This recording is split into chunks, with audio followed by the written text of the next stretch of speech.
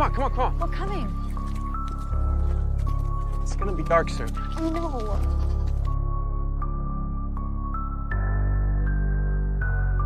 Trapped in from the nightmares, room haunted by dark visions. Jade sees echoes from past wicked days. Telephone rings, ghostly whispers, dungeons so shattered and fractured. Madness creeps in shadows, turning memories to nightmares in the daylight.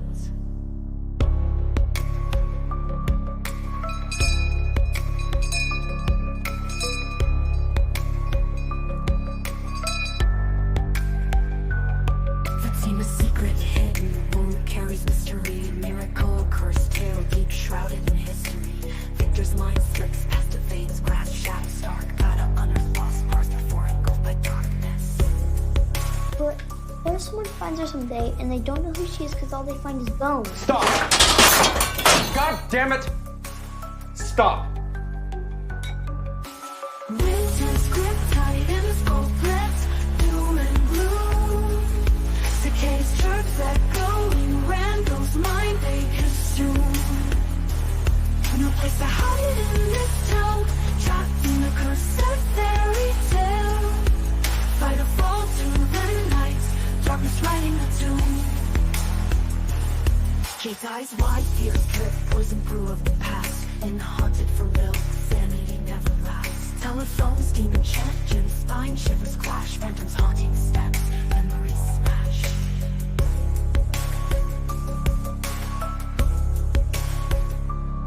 Fatina's belly swell, enigma or dark twist. Future dim, shadow fall, fate tightens mist. Victor searches mind's maze, battle memories missed. Before blackness drowns, loser persist. Winter's grip, tight in his goblet, doom and gloom.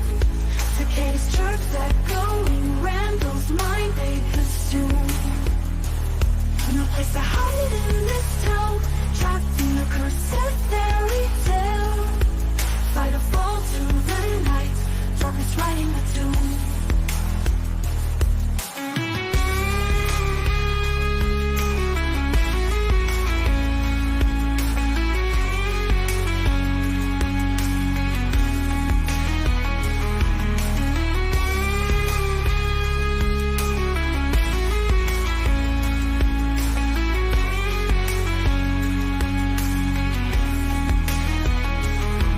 Jade's eyes wide, fears drip.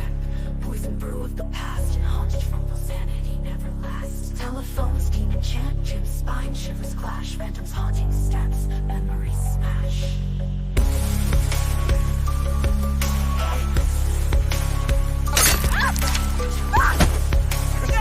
Christy! Hey, come on, get off her! Jade's eyes wide, fears drip. Poison brew of the past, in haunted from Bill, sanity never lasts. Telephones, demon chant, Jim's spine shivers clash. Phantoms haunting steps, memories smash. Great. Let's just walk right past the scary voodoo tower and go sort some veggies. And welcome everybody to another live stream as we count down the hours until the next episode, Dana. Oh my God, we're on to episode 4. What? I know. There and back again. This feels like wait. I know. This is how we feel, right? We just went from here and back again, and then we don't know where Tabitha's really at because, I mean, we all pretty much think we know where she's at, but God dang it if this show doesn't like to kind of screw with us. So honestly, I'm still like thinking that even though we think we know, they're going to throw us for a loop. So I cannot wait. We need our fuckery clip, Scarlett. We need our D&D fuckery clip. Where is it? It's the a bagel. It's a goddamn bagel. There you go. You know what? We're gonna head over to D&D just for that, guys. And welcome everybody. Yes, this show has definitely given lots of. Are you all right, my donut pretties? Wait a second. You're a bagel. Fuckery. Yes, it's just fuckery all around. Right. Damn right. But I cannot wait to see what is going to happen in this week's episode that we are, 5.5 hours, give or take, something around there until the episode premieres tonight. And I know I can't wait to see what is in the suitcase. I can't wait to see who is going to make it from the ambulance and what other kind of fuckery is going to happen with this ambulance. What are the monsters going to do? How are they going to trap them? And are we going to see what even happens to Jade and them? Because they're supposed to be out sleeping in the cabins. But what's going to happen with them? They never make it back yet. Yeah, they're So, messing up those little, like, what's his name said, that little hoodoo dolls. Is they in trouble because of it? I yeah. don't know. Yeah, Daryl knows. He was like, yeah, let's just go walk past the crazy voodoo dolls, go sort some vegetables while Jade later destroys them. Yes, lots of fuckery afoot. Cannot wait to see how the cast make it through this one. But we shall dive into it. First, saying hello to all of you guys hanging out with us tonight. So let me scroll up and see who we got with us. I see Alastair's Queen Emma. Welcome, welcome. Looks like you just got home from the fair and are a little sleepy, and that's okay. The fair will take it out of you, but I hope you had an awesome time, ready to relax, sit back, and enjoy the festivities of From tonight.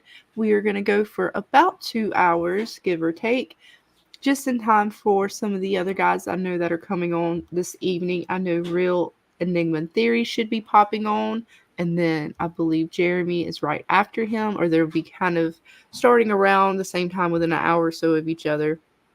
And then I know there's probably some other guys out there that are streaming as well. So there's going to be a lot of streams, I'm sure, tonight. A lot of festivities and fun up until the episode premieres. So we're going to hang out and get everybody ready. A little pre-show, a little pre-game before some of these other ones come on. And we really get ready to dive into the episode. So let's see who else we got. I see Jackson Rains hanging out with us tonight. What is up, everybody? Welcome, welcome. And I see our lovely Delcinia hanging out as always with us. Welcome, hun. Hello, everyone. Welcome and thanks for joining us for the live this evening. We couldn't do this without you. Don't forget to like on your way in. Show some love. And yes, we definitely couldn't do it without you guys. And thank you all. I totally forgot to mention it last night. And YouTube's funny like that, but I got the image, Dana. We did officially hit 400 subscribers yesterday. So I cannot thank you guys enough for your love and support. Always helping the channel grow. We really could not do it without you guys. So thank you all. And here's to many more fun streams. Yes. See who else we got. We got the Grumbledore hanging out with us. Morning. Oh, where are you coming in from? If it is morning for you, it is evening for us. So welcome. Good morning to you.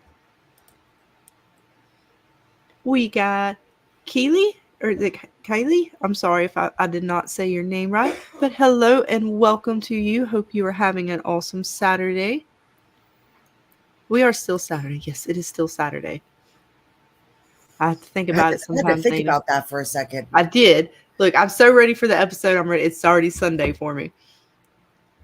Let's see who else we working got. Properly. I know. Let's see who else we got. I see Rob Camargo. I'm sorry, guys. Y'all know I'm horrible at reading names.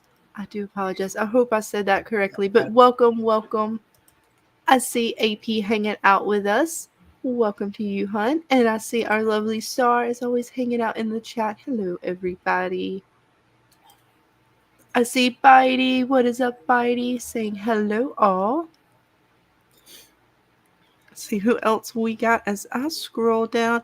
I see Larissa hanging out with us. Good day to you all and welcome, welcome. Hope you are having an awesome weekend, getting ready to pop the popcorn, get them drinks ready as we count down to the next episode.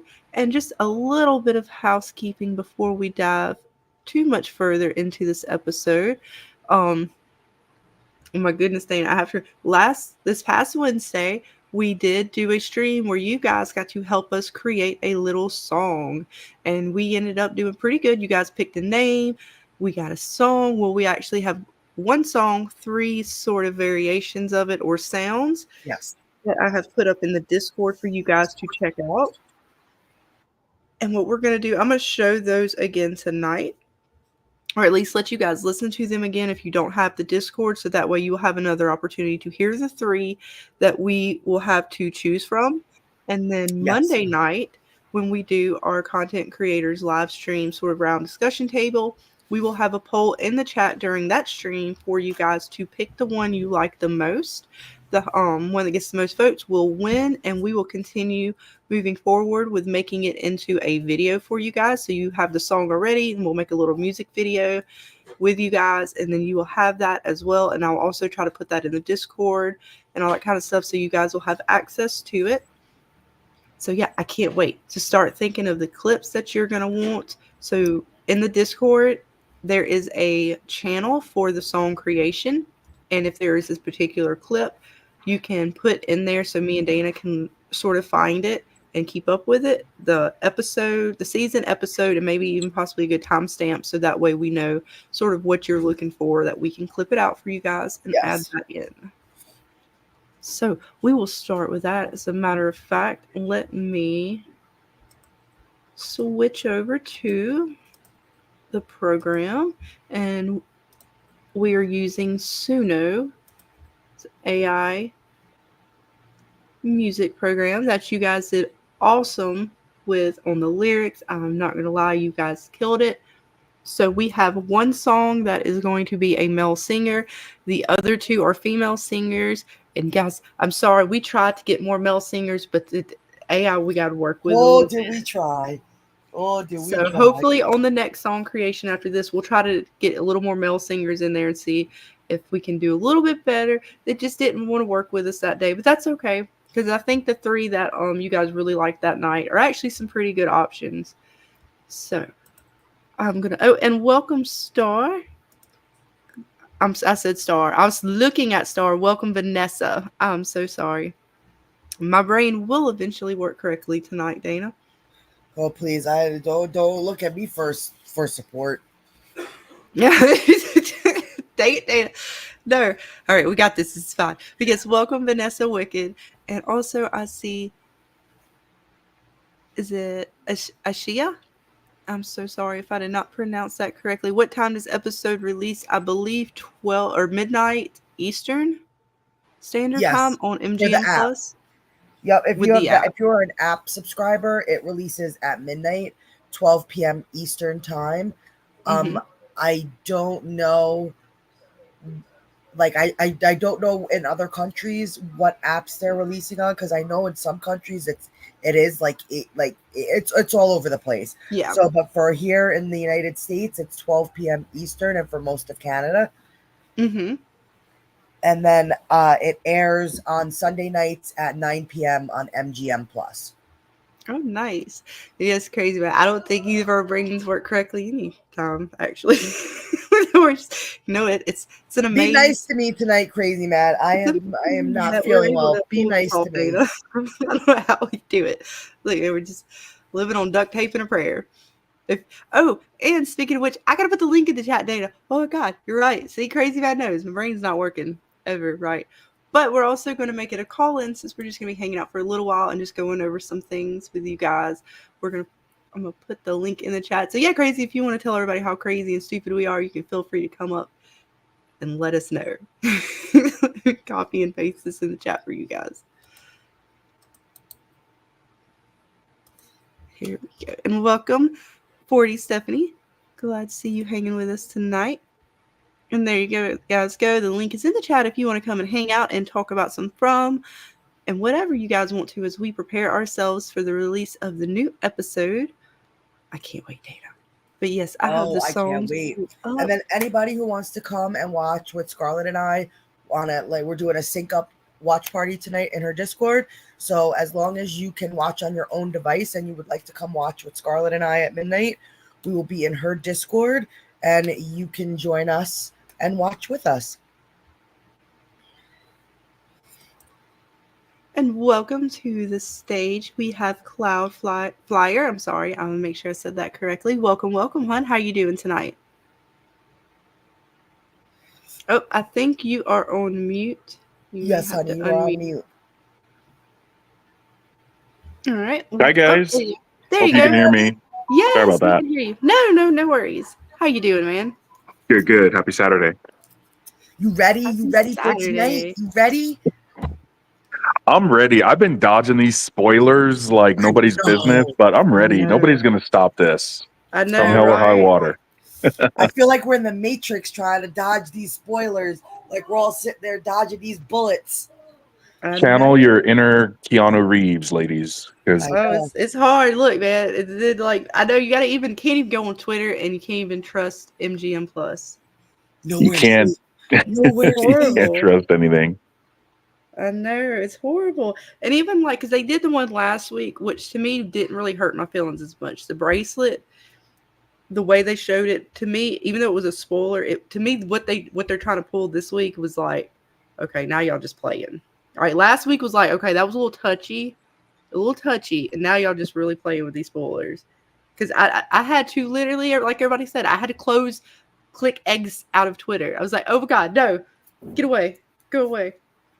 Exactly. They're doing it on purpose at this point. It's this race to be the first. It's this race to be the person in the know, and it's not cool for the community. No, because it hurts the theory crafting. And it hurts any legitimate theory crafting, right? Because now nobody knows what's real, what's not real. Where'd you get your information? How did you come up with it? And it just muddies the waters a little too much, at least in my opinion. It does. It's kind of like, and I get it. Like you said, like you want to be the first to like come up with all this stuff, but it's just like, I don't know. I hate spoilers. I hate them. I like if I wanted to see spoilers, like I'd ask for them, Exactly. And it's just like a kind of etiquette. I think people are just kind of like jumping in wherever they fit in, and they're trying to get an audience wherever they think they have one. But there's an etiquette to being in these rooms, to being in these spaces, and it'd be a good reminder to have people know that.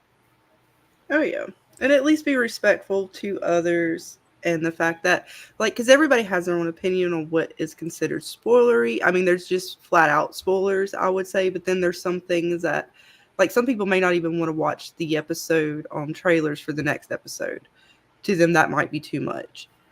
What they're putting on Twitter, some people may be okay with, others may not. So really, just to respect others and maybe not try not to put things out there too much, even if you already know, just to keep those because it is. I mean, for those who are really crafting some of these theories, that can definitely change some things very quickly, and it's because I know Dana, you talked about it. I think for this past week's episode, and I know some other people I believe in the community also hit on this where the episode didn't hit quite as well because perhaps some of the things that would have been the best surprises were already spoiled.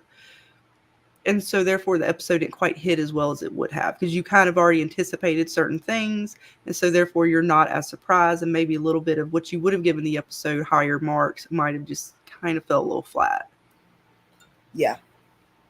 Like it's hard because it's like the surprises that you like want and you wait for, like the minute somebody goes around and just puts them out there, it makes the episode like you're like, oh, I would have loved to have seen that for the first time watching it.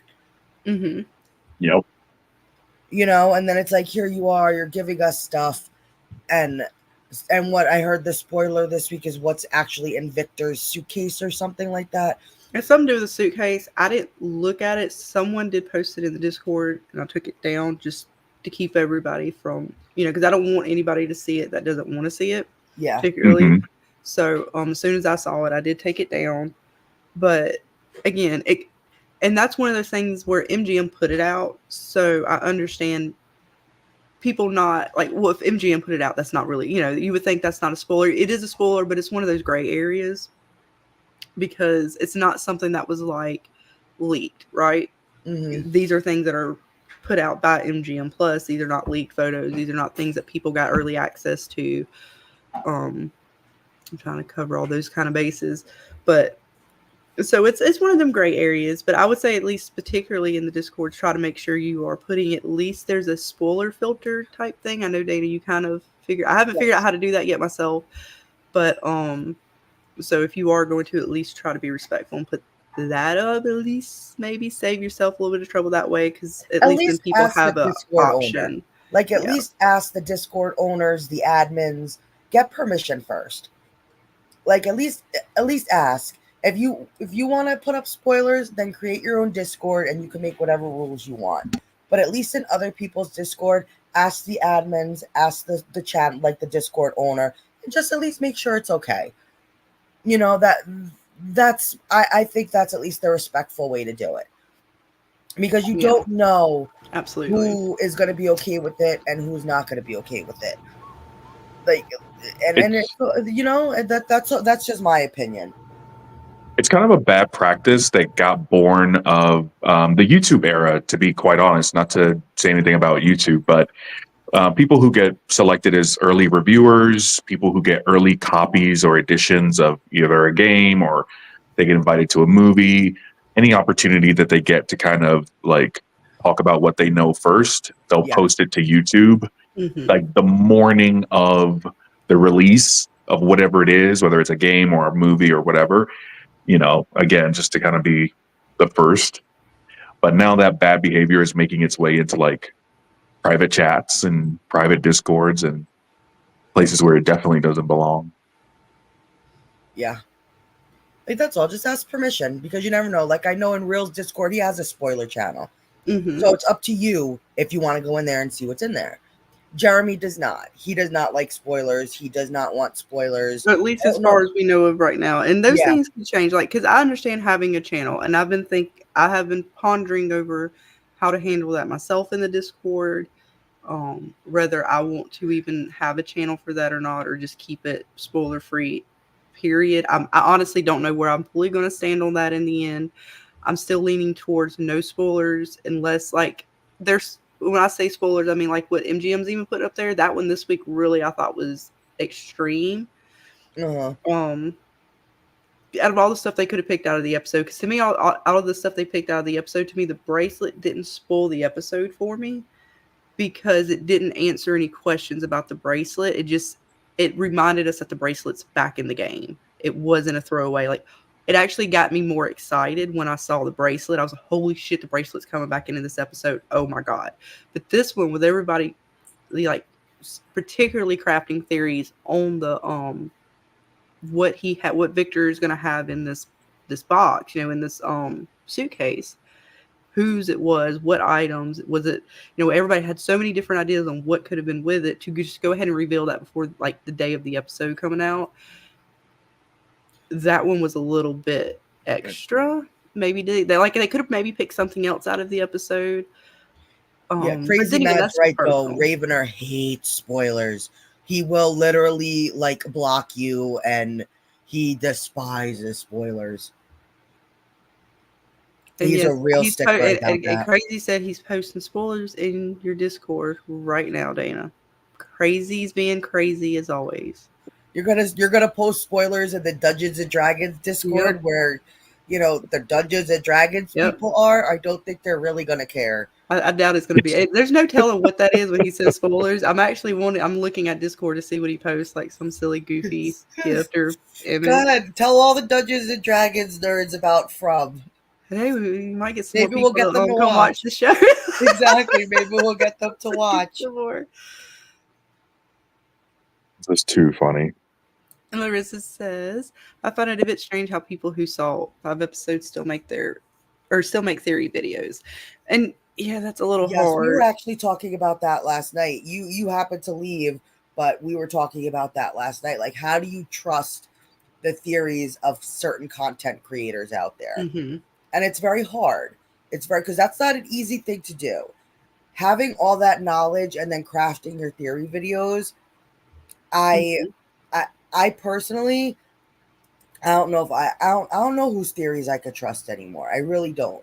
Yeah. I don't know who's genuine. I don't know who's authentic in some of these cases with the people who do get early access to stuff. So, yeah, like I said, muddies the waters up now because for any of us who are just watching, enjoying, and part of the fandom in a more natural sense and are trying to just, you know, we're going with what we've already seen in the episodes.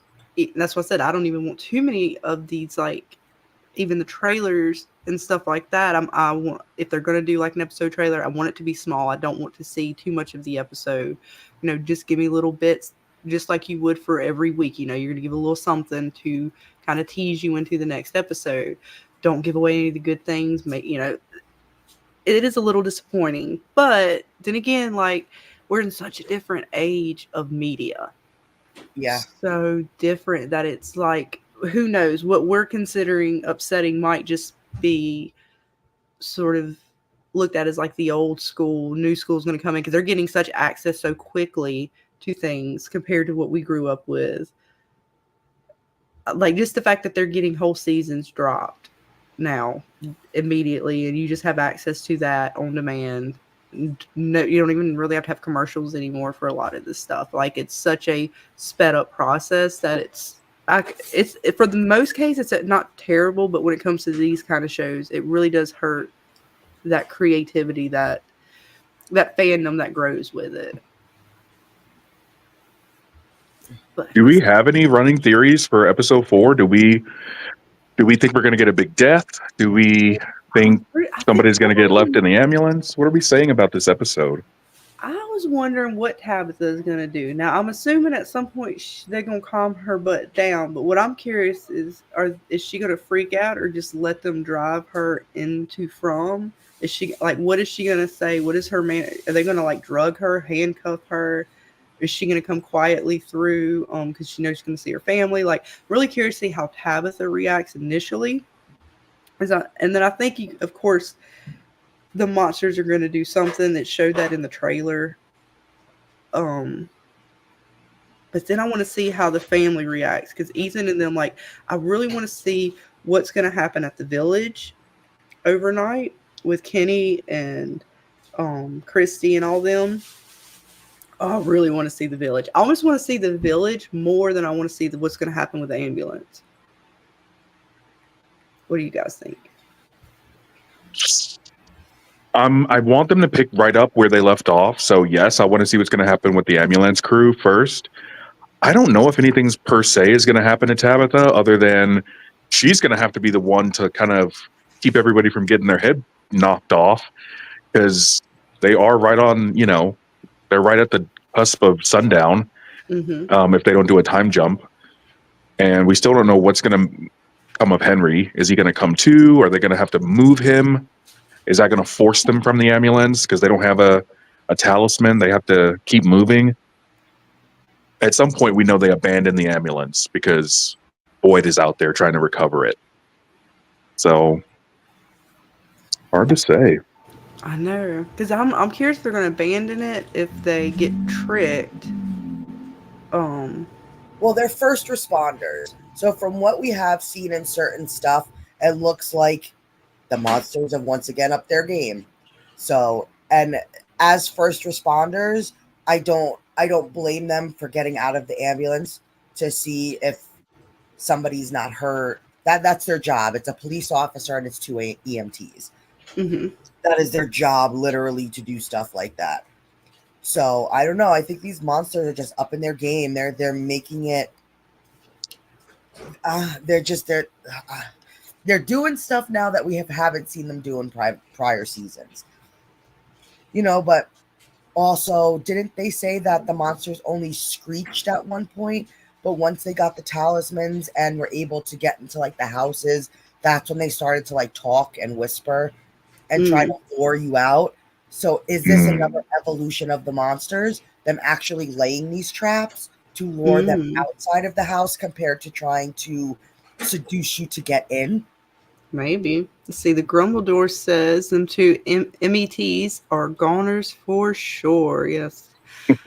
Yes, I'm pretty sure. I agree with that. Just based off what they had for who's casted, it seems to make sense that they're not going to make it. But who knows? Maybe they'll make it one episode, right? Maybe they'll make it through this episode and they'll make it through the next one like they run out. So I don't know. But yeah, they don't sound like they're going to make it too far.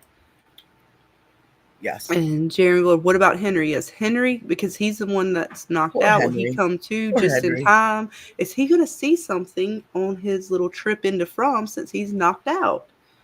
I don't know. I can't wait to find out, though. What is up, Baby Clay Media Interaction? Glad to see you hanging with us tonight.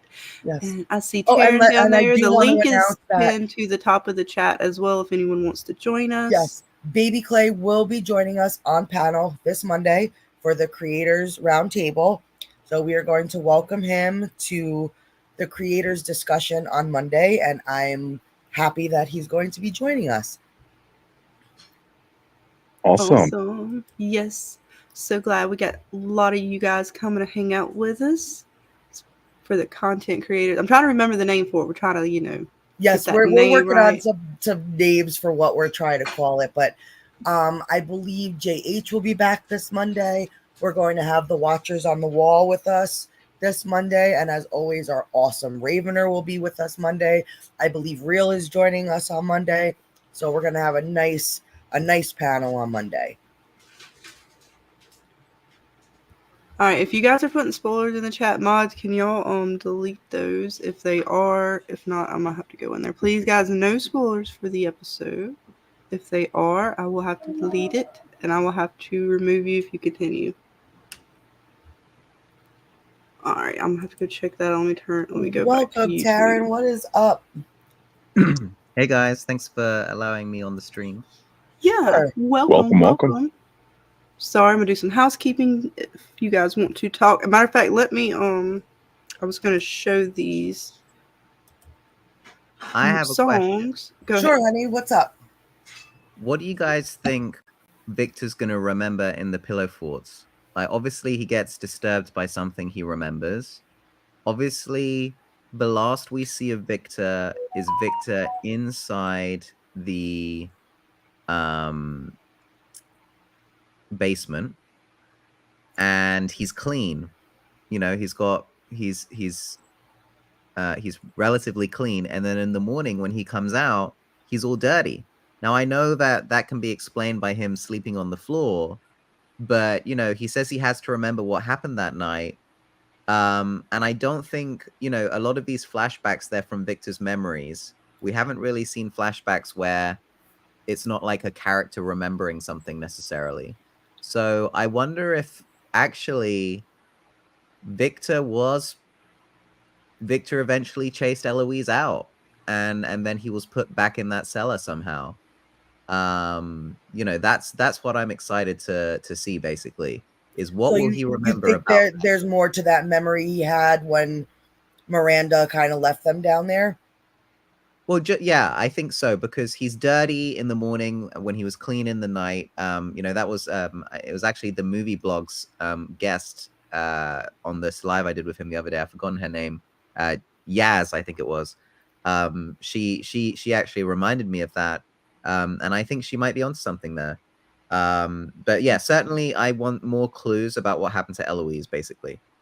That's what I want to know. And also what happened to the townsfolk. Was it an eclipse?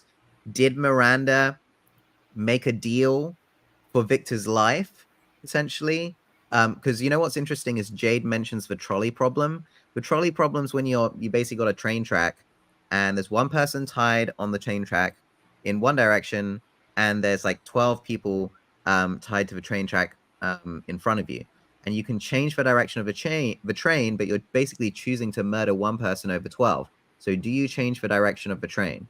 And I think that's kind of what Miranda might be asked to do. She may be asked to choose between Eloise and Victor, or maybe she may be asked to choose between Victor and the rest of the town. And then maybe she chooses Victor, which is why he gets to live. And maybe there's an eclipse when she chooses Victor, and the whole town gets slaughtered during the day. Because remember, it's still daylight outside when Miranda leaves and Eloise follows her. So yeah. Okay. Sorry, that was probably way too much theorizing in one breath. No, interesting. I never don't, but you're right. I do remember now that he was dirty when he first came out of that cellar. So what changed? Like, what happened in that moment? That's a good question. We're not attributing that to time, him just kind of, balling up in the fetal position, spending the night in the cellar before finally coming out during daylight. We think that's a conventional explanation, and that could explain it.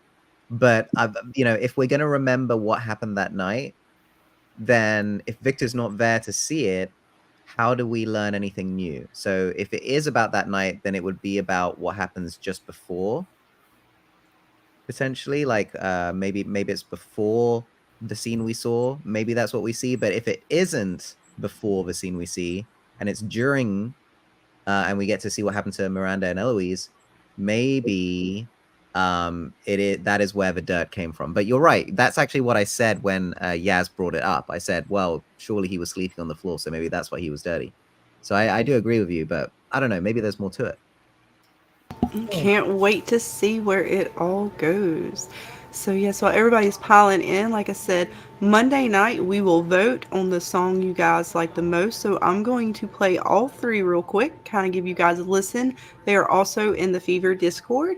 So that way Monday you will vote on the one that you guys like the most. Then after that we will get our clips ready to make the video with it, and then it will be ready to premiere for all of you guys. So without further ado, we will start with this one, which is the male singer.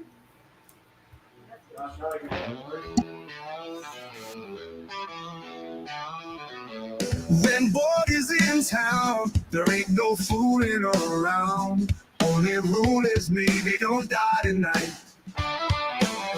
Guess boy just got back to town, so see the been back food been rotting in the ground. Where the heck boy gone to? You'll know when he get back, or something else will end up bad too. The Lord is back in town.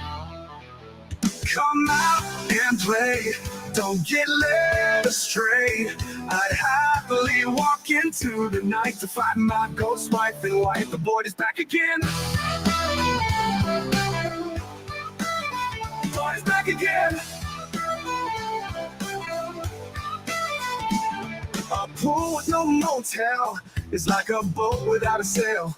You can't break me. 3:30 in the morning, not a soul in sight. Monsters knocking on my door every night.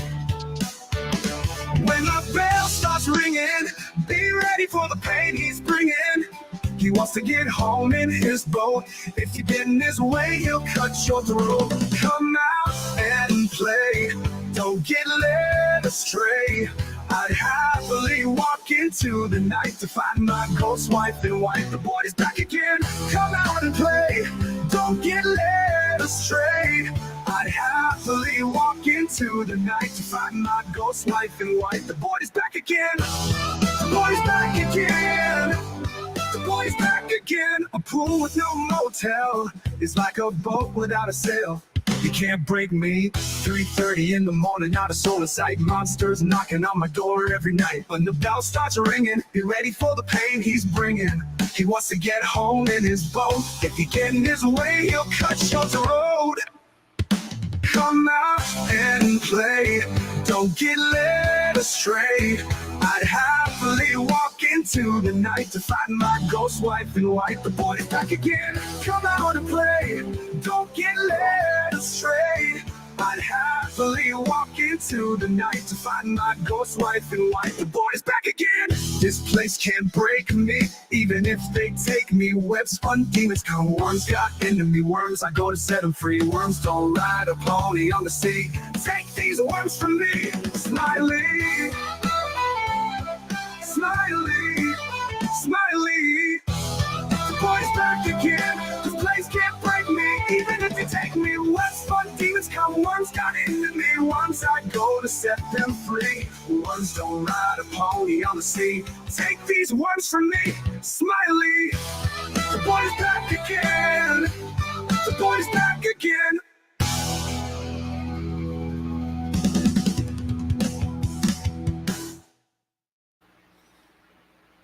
All right, guys, that is the feels first so one. good. Nice. That's a cool song. Wednesday night, you guys created it in the chat, man. Yeah, they gave us lyrics. Scarlett put it all together, and so it was all in collaboration with the chat. Oh, I yeah. definitely voted on the title, and I left the lyric creation up to better minds. Ah, yes. Y'all came up with some good titles too. We're gonna do some more. I like this one. So this was what I liked the most. I like this title. I know you guys. I know Dana. You want Jim sucks. Jim in the box. Bad hate on Jim. We might just have to do that one. I'm telling you, I'm gonna keep pushing for it. I'm gonna keep pushing for it. I'm gonna rally the troops. We got two more sort of it's same lyrics, different. So we have two female singer versions with a little bit different sort of sounds, same lyrics. So we're gonna listen to those two, and then we'll get right back into discussion. So I'm gonna go with the next song so you guys can listen to it. And again, we will vote on this Monday night. Here we go.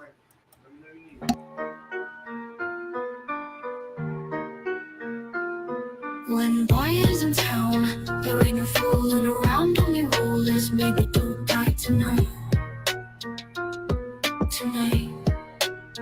Guess boy just got back to town. Since he been back, food been rotting in the ground. Where the heck boy gone to? You know, when he get back, 'cause something else will end up back to. The boy is back in town. Come out and play, don't get led astray. I happily walk into the night to find my ghost wife in white. The boy is back again.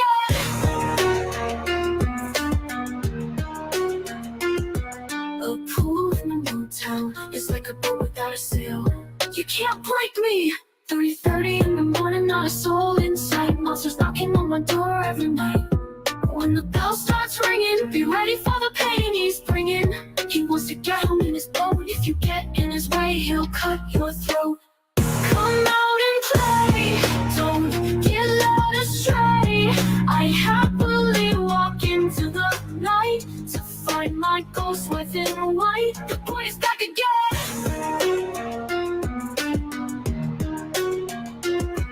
The pool with no motel is like a boat without a sail. You can't break me. 3:30 in the morning, not a soul in sight. Monsters knocking on my door every night. When the bell starts ringing, be ready for the pain he's bringing. He wants to get home in his boat. If you get in his way, he'll cut your throat. Come out and play, don't get led astray. I happily walk into the night to find my ghost wife in white. The boy is back again. The boy is back again. This place can't break me, even if they take me. Web spun demons come. Worms got into me, worms I go to set them free. Worms will ride a pony on the sea. Take these worms from me. Smiley, smiley.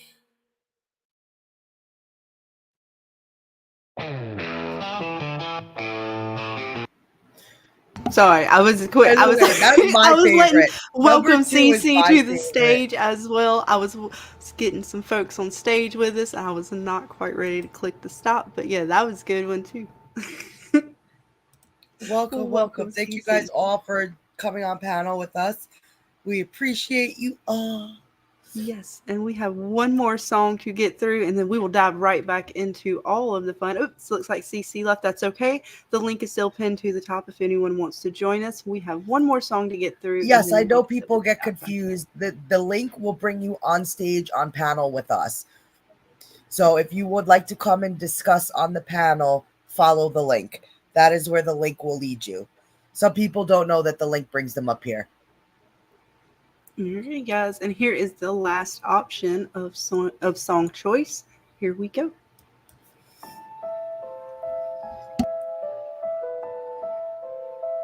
When boys in town, no fooling around. Only rule is maybe don't die tonight.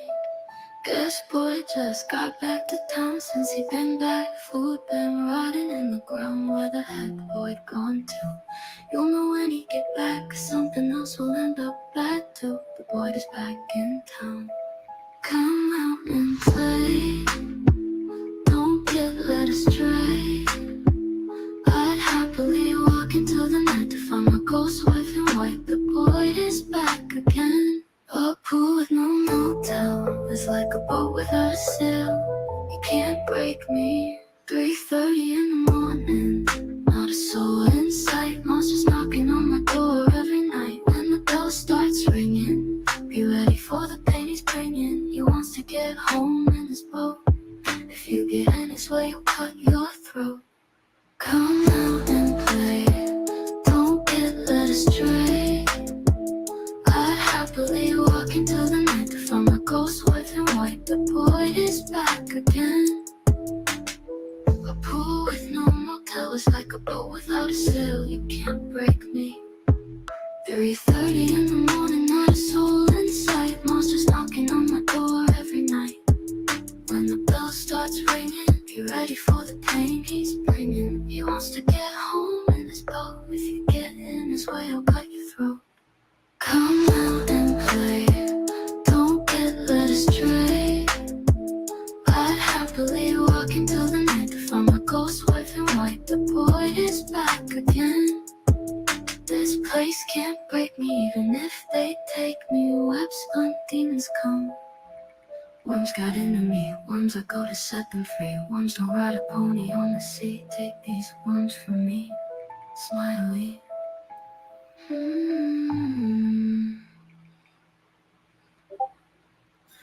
They're all really good. They're all Wait really for good. it. Wait. It wasn't done yet. Oh, Ride happily, walking till the night to find my ghost wife in white. The boy is back again.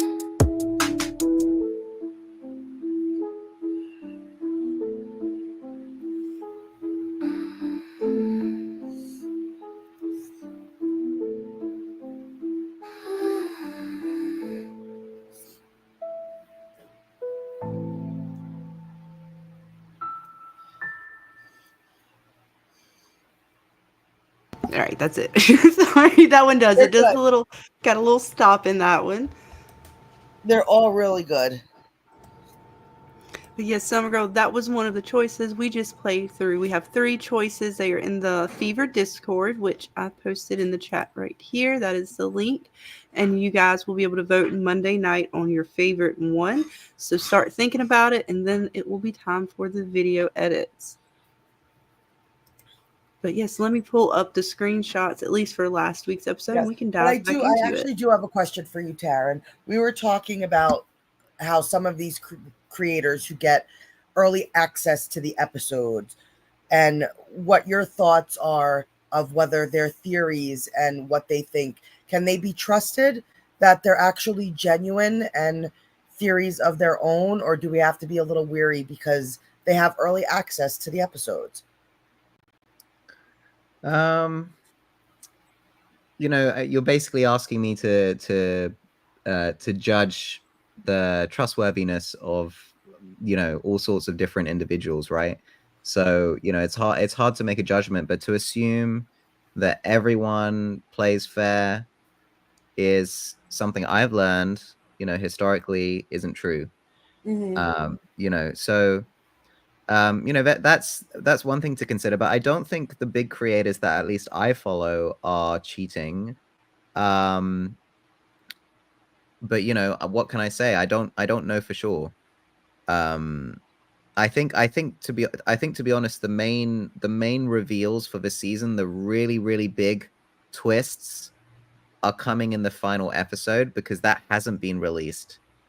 So maybe this time they decided, you know, the big answers we'll put them all in the last episode, and then we can release more episodes to creators, because I think this is the season that the From team really want the show to kick off. So you can see they've put a lot more resources in it. They've shared a lot more stuff, a lot more previews from this season a lot earlier to the various reviewers, so that they have time to make videos reviewing each episode. The problem is when you're a theorist as well as a reviewer. So yeah, I mean, I'll be honest, I was a little bit disappointed that so many episodes were released to so many people. I don't know how many people it is, to be honest, but I've seen some pretty small channels who seem to have you know in the followers in the hundreds who seem to have access, and that's, you know, I don't actually think there's anything wrong with that. You know, supporting smaller creators actually. But I wonder how many have received them. So, and to be honest, there's only really one frustration for me. It isn't necessarily about spoilers somehow making it into theory videos, because to be honest, I don't really watch other theory videos. I tend to jump on the lives because I'm more interested in the personalities and the people who are also watching this show. I tend not to watch other theories, to be honest, mostly because they're just starting from a point that's so far from where my theory is at the moment that I guess I don't find it that useful for me personally. So I tend to watch the lives more.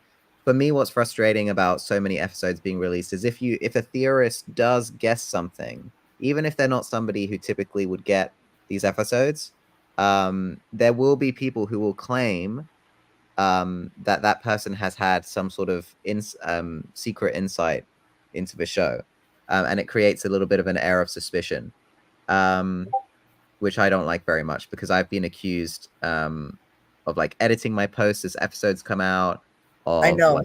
of seeing stuff before of like having some sort of insider information, and to be honest, like I probably let it get to me more than I should. That's why I was asking, as somebody who's been accused of that, and you get a lot of flack for that. Like, at least you've come out and you've always said you've not been given early access to the episodes.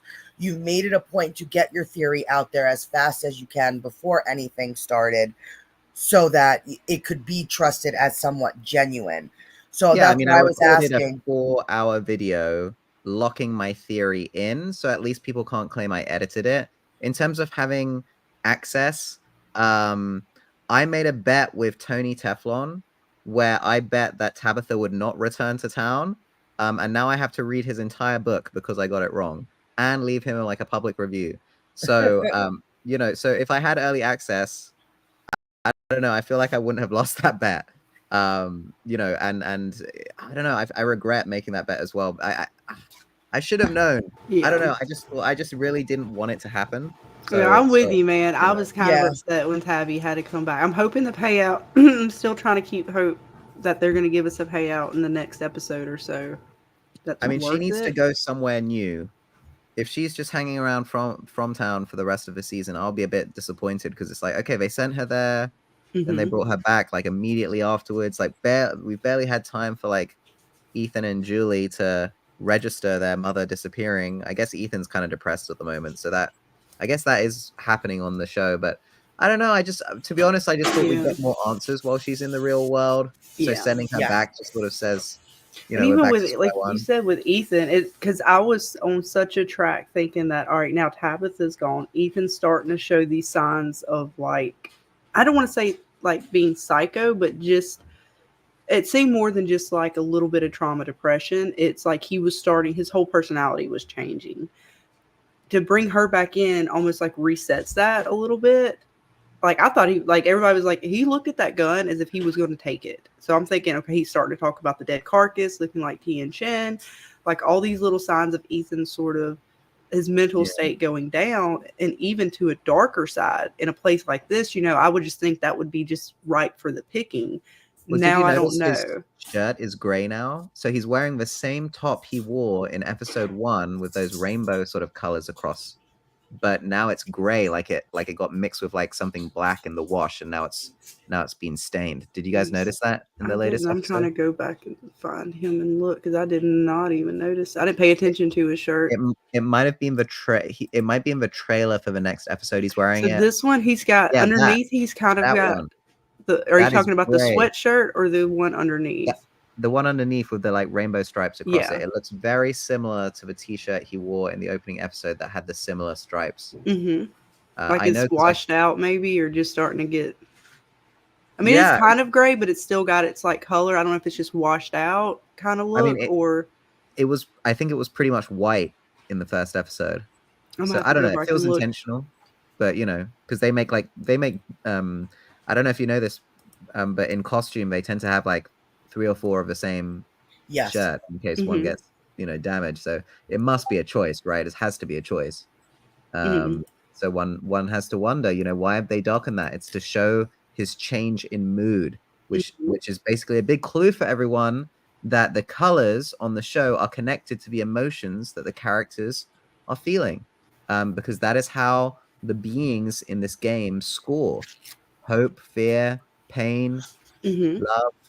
The different beings on the show who are playing this big game, they win by eliciting these emotions. That's why Donna, who I believe is the avatar for one of these beings, is trying to get everyone to be hopeful and happy, and smoke weed and have free love, all that stuff in Colony House. There's actually a purpose to it. That's why she's so upset after the massacre. She's like, there was joy in that house. You know, Mm-hmm. it's because that's what wins the game. They were winning. They were winning up until that point. That's why she's frustrated. That's why she has that weird conversation with Ethan where she's like, fear lives inside you, just like hope or love or joy. Like, that's such a weird conversation. Doesn't mean anything. Has to be a clue. And I think that actually connects to the liquids. The bile, for example. I think that's liquid fear that the monsters collect. Isn't it interesting that now Fatima is throwing up? She's throwing up a white liquid, almost like phlegm. Well, it looks to me, it kind of reminds me of basically stomach acid. So after you've thrown up everything in your stomach, typically that's what's left. Yeah. So that's yellow. That's bile, is what it should. So when fun conversation. Sorry, guys. That's Look, man, if you've been watching, pregnant or you've had anything like that, you know since I'm exactly dealing what with the that's like when cold. it gets I'm bad. just like, ugh. It gets bad. It's like, yeah, it's even foamy like that. Yeah. Well, I mean, Jade left us a beautiful sight in the last episode when he decides to relieve himself.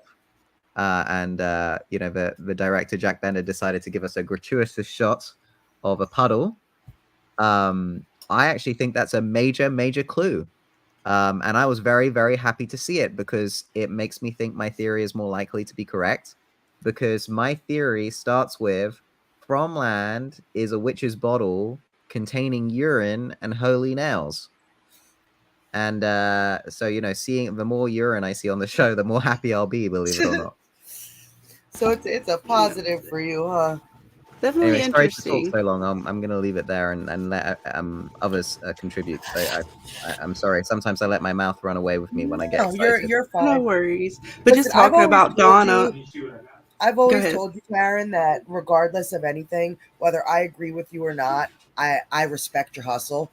You've actually gone out, you've researched stuff, you've done stuff, and you've really tried to put together your theory as well versed as you possibly can. So you will never receive hate on our end. Oh yeah, whether we agree with you or not. I will never knock your hustle, dude. No, of course. I just mean, I'm on the spectrum, and sometimes when I'm tired, and it is quite late here, sometimes when I'm tired, I forget to filter myself, and I will talk for way too long. So sometimes I'll notice that I've done so, and I'll apologize. So that's what that was. You are good, honey. But I'm actually curious, Cloud. What about you? Do you think Tabitha's back way too soon? It's so funny because I've been listening and I've been trying to figure out a place to jump in. I don't think Tabitha had what she needed to be effective in the real world. I think she had just enough to do what she did, which was to find Henry and to get his ear and to get him to reveal what he knew. And now I think it is timely that they return to Fromville. She was on her way to the loony bin. She would have gotten to the loony bin quicker than she would have gotten the ear of anybody who could have helped them. And how do you help without getting stuck yourself? So I don't know if there was much she could have done in the real world other than what she did. And in that regard, I'm not sad to see her return to Fromville. I just hope she has a little bit more resolve, a little bit more purpose, and contributes this season. Okay.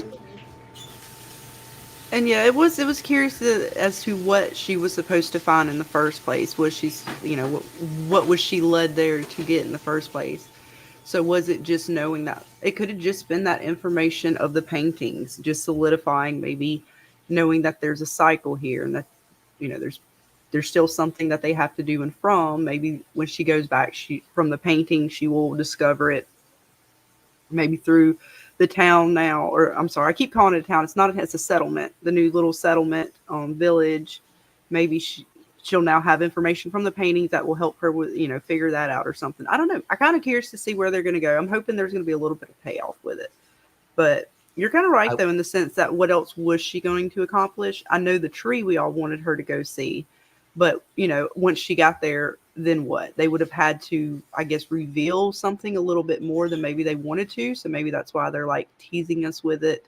There's this tree and then, sending them back on their way.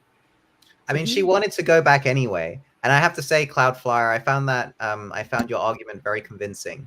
I would say the one thing I did think she would do with Henry is look up the family members of people who had been to Fromland and maybe learn a bit of context about why people were chosen, potentially.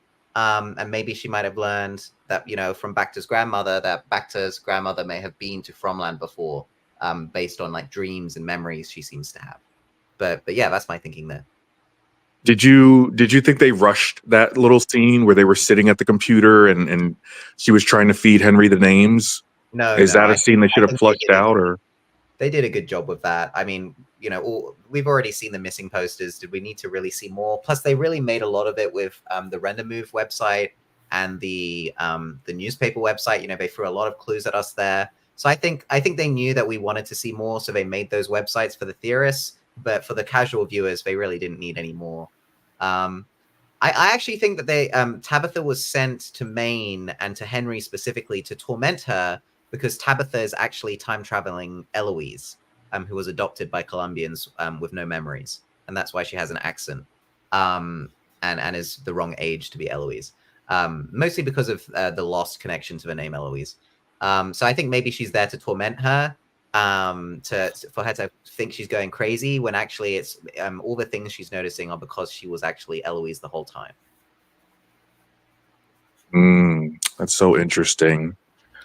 I haven't fully clamped down to the idea of the reincarnation or time travel in that sense, because it would be so we're dealing with time issues or time inconsistencies just from the standpoint of Fromville, right? With Jade and his visions, like the timeline of those. But when you incorporate people being reincarnated in different times or different periods of time that make their reincarnated selves a different age than the age of themselves as they are in Fromville, it's a lot to kind of grasp, right? I think somebody did that in the Discord. They looked at Victor's age and then they look at Tabitha's supposed age and they tried to make this connection. I don't know how we do that and keep track of time and everywhere else. What do you guys think about that? They use the word paradox a lot on the show, and then they suggest that there will be a time travel paradox, with Victor saying, "I'll keep you looped" to Ethan, and the bracelet being seen on Miranda's wrist and being made of bootlaces, when there's a very famous time travel paradox called a bootstrap paradox. It just makes me think that there's quite likely to be time travel, especially with all the historical references and with all of Miranda's paintings, we're seeing so many different historical figures. Puritans, what looks like an Elizabethan, Civil War soldiers. Again, it seems to be from different time periods. Have you ever seen a show before where there's like enormous flashbacks with like entirely different sets of characters? I just think we in order to show all this history that perhaps is coming up, it'd be very difficult to have all these different timelines with different characters without us having some like main characters there too, to sort of keep us interested, if that makes sense. So I don't know. I personally think that there will be time travel. I think that this show takes a lot from Lost and was sold on the basis of Lost. And I think that there's just there's a lot of clocks on the show. I just feel like time travel is likely. That's just my thinking. I do think it will complicate things. I think people will struggle to keep track, but it's going to be a complicated show. What can I say? There are shows that are complicated. What's that show with the robots and the Western? Westworld. Westworld. Yeah. Westworld is super, super complicated. Dark is extremely complicated. I hope it's not as complicated as Dark. Dark is extremely hard to keep track of. I think this will be a lot simpler. But yeah, I think actually that they're going to get every single time travel paradox on the show. So here's something I noticed, for example. Last season, I predicted that Ethan would shoot his own grandfather based on the fact that if they are including every time travel paradox, Ethan is the most likely candidate. And then we also know that there's a picture that Eloise drew of a boy shooting a man next to a girl. And I think that's actually Ethan shooting his grandfather when he's scaring Julie. And so I was very excited to see this season in episode 1, Boyd taking Victor's gun, and then we have a shot of Ethan staring at the gun in Boyd's pocket, as if he wants it. So I was very excited about that because it suggests that maybe I'm right. Maybe Ethan is going to take this gun. He's going to time travel to 1978, meet his grandfather there, and shoot him, creating a grandfather paradox. That's my theory currently. And I definitely think he wanted to get that gun. I don't see as much of the time travel. The way they did it on Lost made sense because they had it to the point to where it had to do with the electromagnetic field. You had to have anchors, essentially people, to keep you kind of grounded, because time travel is so tricky that it would mess with your mind in a way that it would cause those nosebleeds, and essentially, you would just lose your mind because you would not be anchored in a point in time. So it's very tricky to do time travel right. So I like Lost the most. It did it proper, and I don't know if they're going to bring it. I don't discount the time travel in from, or if they will bring it up. If they do, I don't think it's going to be as elaborate as some of the other shows have done time travel. I think it will be something similar to the way they did it with Lost, perhaps in a different form, but seemingly keeping it to a grounded level of what you can with science, or as best as you can. But as far as I thought Ethan was going to take the gun and shoot probably his own father because his mother was gone. He was thinking about death. He keeps losing people, and I thought he was going to accidentally shoot his dad or somebody like that. Not necessarily his grandfather, because I don't see this grandfather coming back in other than as a ghost. So that wouldn't matter if he shot him. But he was going dark. But now with Tabitha coming back into From, it sort of for me throws a wrench in that, because I don't see him going down the same dark path unless Tabitha leaves him again. So if Tabitha comes back in, they have a nice family reunion, and then she leaves back out to venture into the woods and gets lost or whatever, taken again, then that might be sort of because he was already saying Mom's not coming back this episode. He's telling Boyd, okay, whatever. Yeah, she's coming back. If you want to believe that, you can. I believe she's out there, being eaten by bugs. So I don't know what they're going to do with time travel. I still see this as a lot of the things that we've seen so far are echoes of the past, more like the visions, the ghosts, all that sort of supernatural stuff is more like psychic echoes of the past. Even the dungeon to me is more dimensional in the sense that these things are not running in different time periods. They're running, I'm not going to use the right term, but they're running in the same time as as the reality in From and their reality in, say, Camden, Maine. All these things are running on the same timeline. They're not running one's running in the past, one's running in the present, one's running in the future. These things are all running in the same time. So to me, that suggests more dimensional differences as opposed to time travel. But that's just the way I see it. And I'm probably going to I've been wrong on a lot of things on the show so far. So I'm probably the one with the worst theory of them all. Because I'm going for layered dimensions and cursed realms, nightmares and stuff. I got 3 theories. That's why it's hard to describe them. It depends on which part of the show we're talking about. There's to me, there's 3 shows. There's, all this weird layered stuff, and then there's the nightmares, and then they're in a cursed trap place. I just don't know where they connect.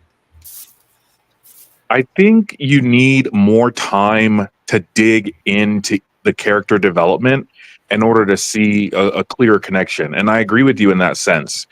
Take Ethan, for example, since we're already talking about him.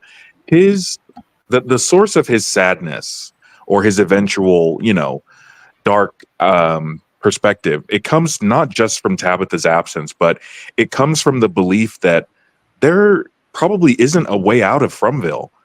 What he said to Boyd in the diner, you think there's a way out, you hope there's a way out, but you don't know. Yeah. And so that loss of faith is also what's hardening him. The uncertainty of the townspeople, here today, gone tomorrow. Yeah. And the absence of his mom. So for a kid, these things are, that was heartbreaking. It was heartbreaking to see a child just lose. It's almost like he lost his light. Yes. Children are supposed to be so charismatic, and because they don't know, they don't have what adults have in the sense of, imagining and just hope and light. And I just feel like Ethan has sucked something out of Ethan, just like I think it did Victor. And I think that's what this place does to children. It takes away their like even when Boyd was saying to him, you know, don't lose hope in your mom, and he's like, or whatever the line was, and he was like, I don't understand why you still think she could be alive. Like, you shouldn't. Like, for a little boy to say that, that broke my heart. Like, he is just going down this path that I think is what happened to Victor. Like, this place just does something different to children. Amy Bones saying Ethan spitting facts. He's been saying some real stuff since the end of last season. He's been getting a little dose of reality. That fairy tale quest that he's been on is starting to turn a little dark and more real, less fantasy is sinking in. I see Jeremy Bullard says, and Jim handled it perfectly. Not, right? Yep. Like, I'm sorry. I'm with you, Jeremy. I think that Jim He was could have asking handled that a little genuine better. questions. Like, what if they find my mom? Like, what if they find her and they can't? Like, those aren't unreasonable questions. You know, like, if they find her and she is just a pile of bones, how he doesn't know the answers to those questions. And for Jim to react the way he did, I totally think is why Jim sucks. Yeah, I wasn't too happy with Jim in that moment because, I mean, I understand Jim not wanting to talk about it, but your child is kind of, you're in a tough spot. It's best to try to help him as best you can to explain things and know, because he's asking these questions. He's starting to realize, even with food, right? Because he looks at the cow and it's like, is that what Tien Chin looks like on the inside? Realizing that human or animal, that is what flesh looks like on the inside, that is muscle, that is, you know, that realization of innocence is being sort of gone in a sense, and reality and what is real is being set in, and to guide a child into what that means, as opposed to letting their mind just wander into anything and everything, may not be the healthiest thing, because it's best to try to answer as many of those questions as you can. And I mean, you don't have to say things like, you know, crazy details or anything, but there's a way as a parent, you know, to speak to a child in order to get them to understand things on their level and to at least help ease their mind and understanding. Yeah. I feel like just the light inside Ethan is just being taken away from him. And maybe that's what this place does to children, you know? Which explains the gray coloring, the gray shirts, the muted colors. But it also begs the question, what the hell did they do after Thomas's death? How did they explain it? How did they cope as a family after Thomas's death, before Fremville? Are we seeing more of the same, or is this different? Because he seemed to ask about Thomas and his grandfather when Julie was under the cicadas, as if maybe he was thinking that they were somewhere together in this happy place, but now it's like maybe he's not thinking of heaven in such a happy manner, that now seeing this place is questioning even what he thinks of death. I don't know. I mean, it's curious to think about it, because they didn't really say too much. They're keeping a lot of that stuff real hush-hush, real, like, you know, tight. They're not saying too much, just enough to let us know that something happened. Something somewhat, it seems recent, right? Because they act like it was like 6 months ago or something like that. Yes. So you would think he would have been used to death a little bit, but then again, that was different, right? Because the baby fell off the changing table. There wasn't like the body. Do you guys believe that story? Do you think that's really what happened to that little boy? Or do you The changing table? Yeah. I believe it, because they explained it when it was just the family around. It wasn't like they were trying to create a story for strangers. They said it amongst themselves. So I don't think that they'd have any reason to kind of lie amongst themselves. Not would the baby be that young? It is possible it could have broke its neck in the fall. Yeah. I mean, anything is possible. You would say it's one of them things that 1 out of however many chances that this is worst case scenario. And depending on how the baby fell, because they said the baby was very young, because I thought the baby was older than it was. But I think some of y'all clarified that it was like around 6. 6 months. So this might have Yeah. even been a year ago. I don't remember how many years ago it was that the baby had passed, but they made it out as if the baby was very close to newborn. And they are resilient. Like I said, there are babies who have fallen out of all kinds of things and have made it and survived. So they may be going with the stretch of this is the one out of, I'm gonna throw a number out there. I know it's not the right ratio, like 1 out of 100 or 1,000 or something like that, that actually succumbs and has a fatality with it. I don't know. I'm just curious to see how they're gonna give us, if they're gonna give us more information on that. And I don't think that I don't think it was malicious per se, other than perhaps from having something to do with it, but not. I don't think Jim is like necessarily just a neglectful father. He may not have been the best father, but I don't think he was inherently neglectful or just mean spirited. I don't think he makes the best decisions. But now, do you think that loss is how From was able to pull the Matthews family in? Well, yeah, loss seems to be a big portion of it, especially after what Tabitha said, or not Tabitha, but Henry said Miranda, her story and what she spoke of, and how lost people get here, something like that. Like they've made it. It seems like a lot of lost items, even, or things that are forgotten of the past. A lot of that seems to be there. To me, the bracelet, even. I don't quite see the time paradox with it. I see it in a different way of more just knowing that Miranda has seen other chosen, or not even chosen, just other things. There's possibilities that she saw this Matthews family or saw this bracelet as one of these items, and she inherently made it. I do believe that Tabitha's, however, her bracelet was lost and it was found in From.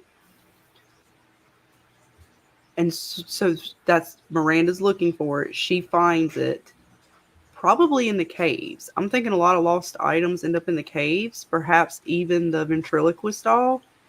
And that may be where things are getting their power from. The caves seem to be the heart of a lot of things. Now, that may change because they're acting like the monsters aren't there anymore. Prior to this season, I'm thinking power source probably coming from the caves in some manner. Does it seem like a lot of stuff was centered around the caves? Yes, the lighthouse. The lighthouse seems more, if you just think of what a lighthouse is, a guide, a portal.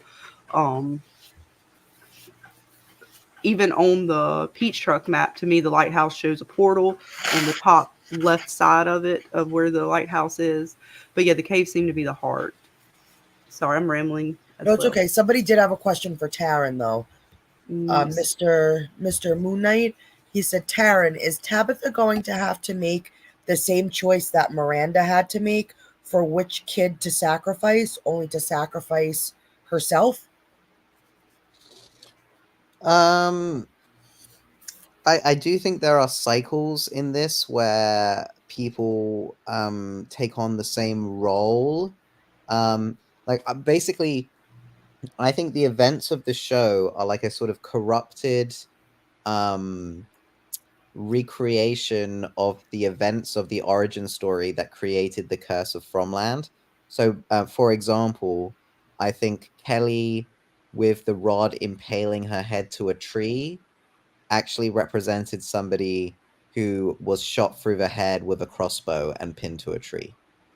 I think that the way Sarah is shunned by the town and mistreated and has her home and possessions confiscated, and she's, sort of cast out. I think that is recreating a woman being accused of being a witch in the origin story. So that's what I think is happening here. There's a cycle that repeats. So will Tabitha repeat it? I think the boogeyman would want that. Whether he succeeds in getting to that stage, I don't know. Okay. Also, I had an idea for a song title for you guys. What you got? What you got? So you guys know a Jack in the Box? Mm-hmm. Uh-huh. I think that's very From-like. Jack in the Box, like the music box and everything. Yeah. I thought maybe a good name would be Jim in the Box. Well, we did actually have, I think, something similar to that. Was one of the Jim songs. Was it Jim in the Box, or was it like Put Jim in the Box? It was Jim Can Suck It, and it was Doc Hayes that put it up. He put up the other one. But I do like Jim in the Box. But make it like with the what is that? I'm terrible with No, hold on, I'm going to look. He put up Yeah, you something put the really. hyphens between it. Yeah. And they you are don't called hyphens. Okay, I was about to say hyphens, and I was like, wait, what is that? What are they called? Yeah, but like the little dashes, right? Yeah, you're right. Yeah, I think And so. then no the. You just call it Jim in the Box. Yeah, That'll just be Jim it. in the Box. And then everyone will be really happy because a lot of people be wanting to see Jim left in that box. And I'm not enjoying his character much this season. I haven't really. Yeah, I he is Oh struggled my with god, him the first two he's just seasons. so He annoyed me the insufferable. first two seasons. Now he's just starting to irritate me when it comes to how he's dealing with his kids. I mean, look, I can be forgiving because he has been through a lot. Okay, his son Mhm. died, his marriage is falling apart, and he still loves his wife. You know, she's leaving him. It's not the other way around. Yep. You know, his daughter just got possessed with and like screamed in pain, and then his wife has like disappeared twice. You know, and Yep. you know that's pretty concerning. You know, it's a monster. It's a town where people get tortured to death. The last father in the house that you lived in got literally put in a box to be tortured to death because he didn't nail some windows shut. You know, his children have almost died several times. That would probably be his fate if his kids end up dying, because he didn't keep them safe. You know, so all I can say is he has been through a hell of a lot, and I don't blame him for being so frazzled and on edge. And ultimately, the town is taunting him. The boogeyman is taunting him in every way it can.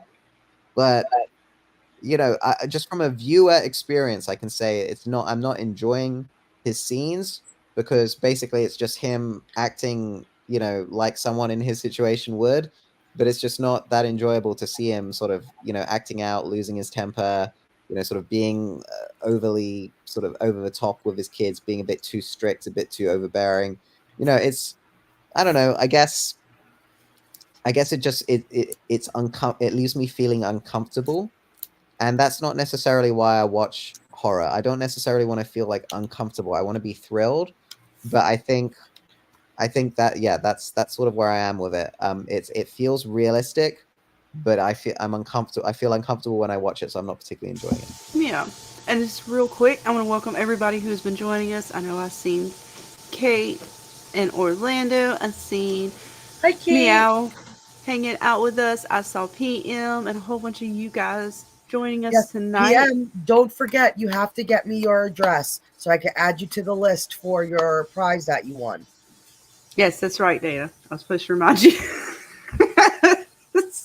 So, Yes. we're hanging in there, guys. We'll get it.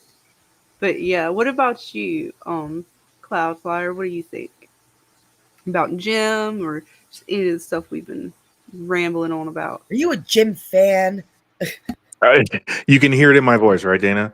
I don't have the same browbeating perspective of Jim, like how some of the other folks do.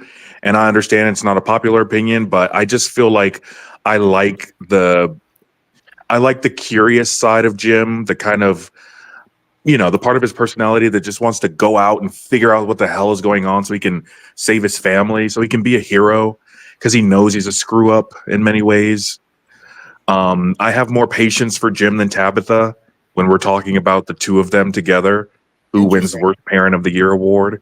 I know, right? It's a debate unto Oh, itself. I know, right? I don't really care for Tabitha at this point either. If we're being But fair, they're both not doing very well. but you would admit people feel like there's more purpose for her than Jim. Like you'd rather see more Tabitha than Jim. Is that fair? I would say prior to the start of the season, yes. But Mm. I don't really want to see either one of them as much anymore. I want to see. I mean, I always wanted to see more of Jade, but after the way I took the reveal of the paintings and what Henry said of what Miranda said of her story about From, to me, it made me think that Jade already knew was important.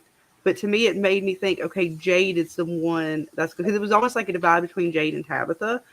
So I was sort of wanting to go with both. until now, I feel like it's Jade. Jade is the one. Now, there's something between the two families, Victor's family and Tabitha's family, and it could very well be that Tabitha is Eloise. And Taryn, good job on you for calling that. I believe one of the first ones that said that. I don't go with that one yet. I'm thinking that it's something more than that. I don't know what yet. I'm thinking it has to do with the bracelet itself, but I don't know. I really just want to see more of Jade than either one of them, unless they're going to actually figure something out. I feel like every time they never really figure anything out. Everything that Tabitha supposedly figured out, she didn't really give anything that was substantial. The stuff that I feel like Jade says, the stuff that Jade finds out, to me is more substantial.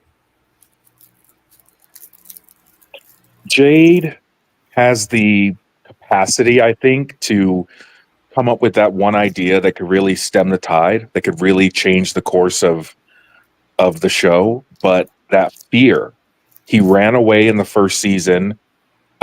He kept running in the second season, and he's running again and now here in season 3. And I know people like to talk about like growth of characters, but it's hard for me to see growth in a character like Jade when he keeps running and hiding and the people around him are getting hurt. I'll pause there for a response. I see where you're coming from, and see, like that, I see Jade as figuring things out. Like everything he seems, and that's just my opinion. Like the way I'm viewing it is that he's sort of getting closer and closer to what is the mystery of this place in order to figure out how to stop it. Mm-hmm. But that's just the way, like I said, the clues that I've seen or the way that they've kind of portrayed his visions, the things that he's kind of going down. That symbol has got to be something. And it makes me think that he's going to figure that out. He's trying to, I love how he talks about perspective and how he's trying to figure that perspective, because even us as viewers watching it, we're assuming that certain things are good or bad or what have you. We may all have a different opinion on that, but we're all kind of viewing it from a certain perspective. He's trying to flip that perspective, right? How can I flip it? He's always thinking of how can I do something and get a result, but it's slightly different or out of the box. Even with the power, when he was like, got Jim, all right, Teacup, glad you finally figured it out. It seemed as if he was trying to think outside the box. And again, Tian Chen helped him with it a little bit, but he's able to see things, I think, faster than others will be able to put the pieces together. He seems to be more actively trying to put the pieces together. While everybody else, and yes, survival is important, but you're going to just sit there and try to play this game of survival, or are you going to actually try to get out, try to figure out what it is keeping you trapped here? I would agree with that. I would agree with that in like right up until the end of the last season, where he had his notebook, he was actively taking notes, he was actively off exploring. But this season, where he's kind of holed up in the town bar, and you know, not really trying to figure things out, not really trying to pontificate on anything. It's hard to see that same character from like season 1 and expanded on in season 2. I've made complaints in the Discord about how they will take a path and then they'll just drop it. They'll bring up something never to bring it up again. And I feel like Jay going exploring underground was one of those things. A lot of potential there, and they just dropped it. Never went back to exploring the underground element of Fromville. So I'm not really quite sure where Jade's path lies going forward. Yeah, it's definitely a mystery to see where they're all going to take these characters. They've definitely kind of changed some of them. Boyd's, I want to say he's definitely getting broken this season, but he still seems, every time I think he's sort of down or they've really kind of got him in a little bit of a broken state, he seems to bounce back. So I'm curious to see how tonight is going to play out for him.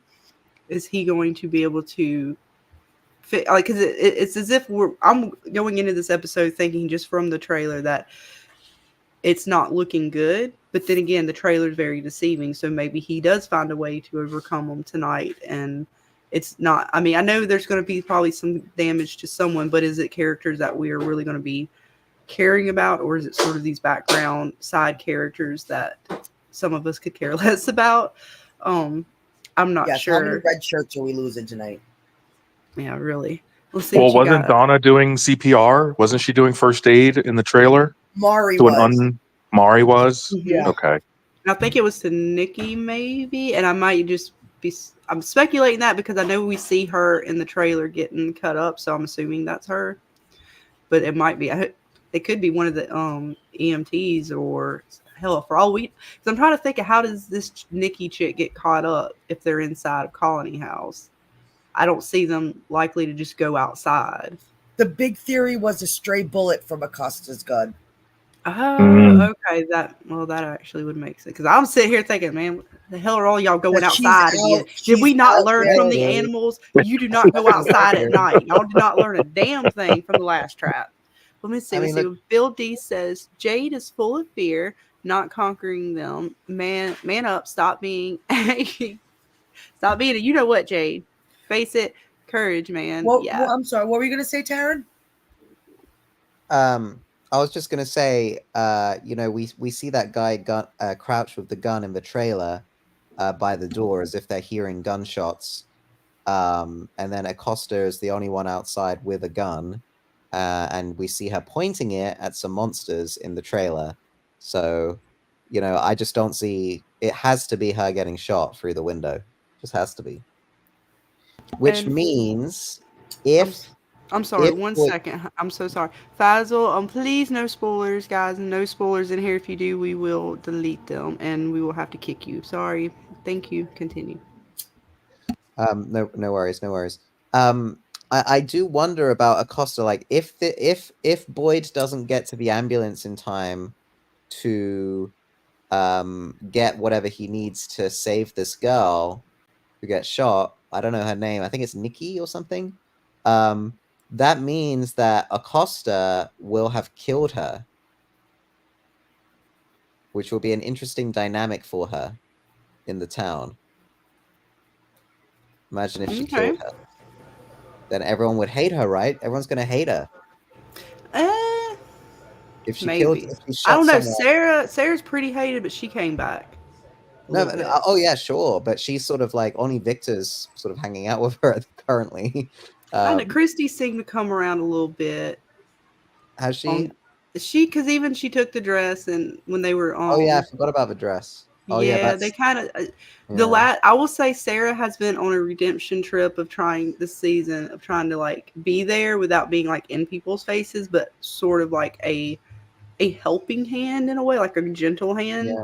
Understanding that she's, on the outskirts, but still wants people to understand that she's still there. You're right. Because even Julie just going up to her after the night of, like, Sarah basically helping them. Because if it wasn't for Sarah, who knows if Julie and Ethan would have made it out alive. I would have said season 1, yes, this lady would have had a lot more trouble having shot someone, but now after the way a lot of stuff has happened in the town, people seem to be a little more forgiving. Now that doesn't mean that she won't still get in trouble for it.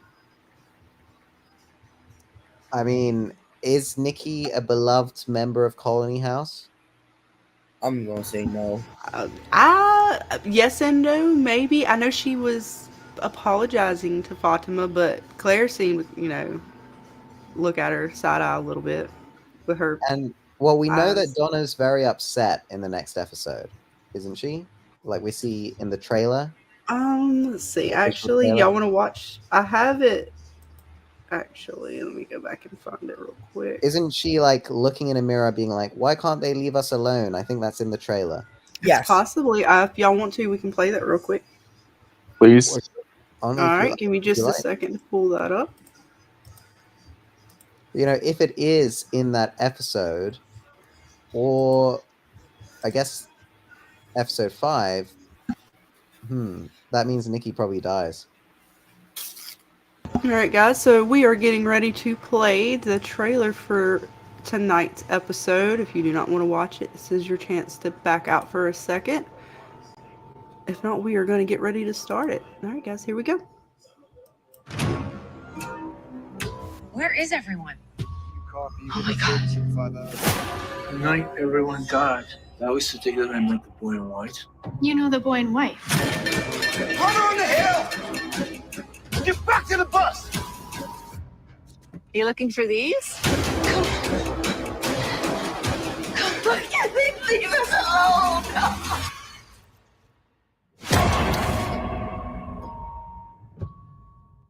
Yeah, it doesn't look good for Nikki there.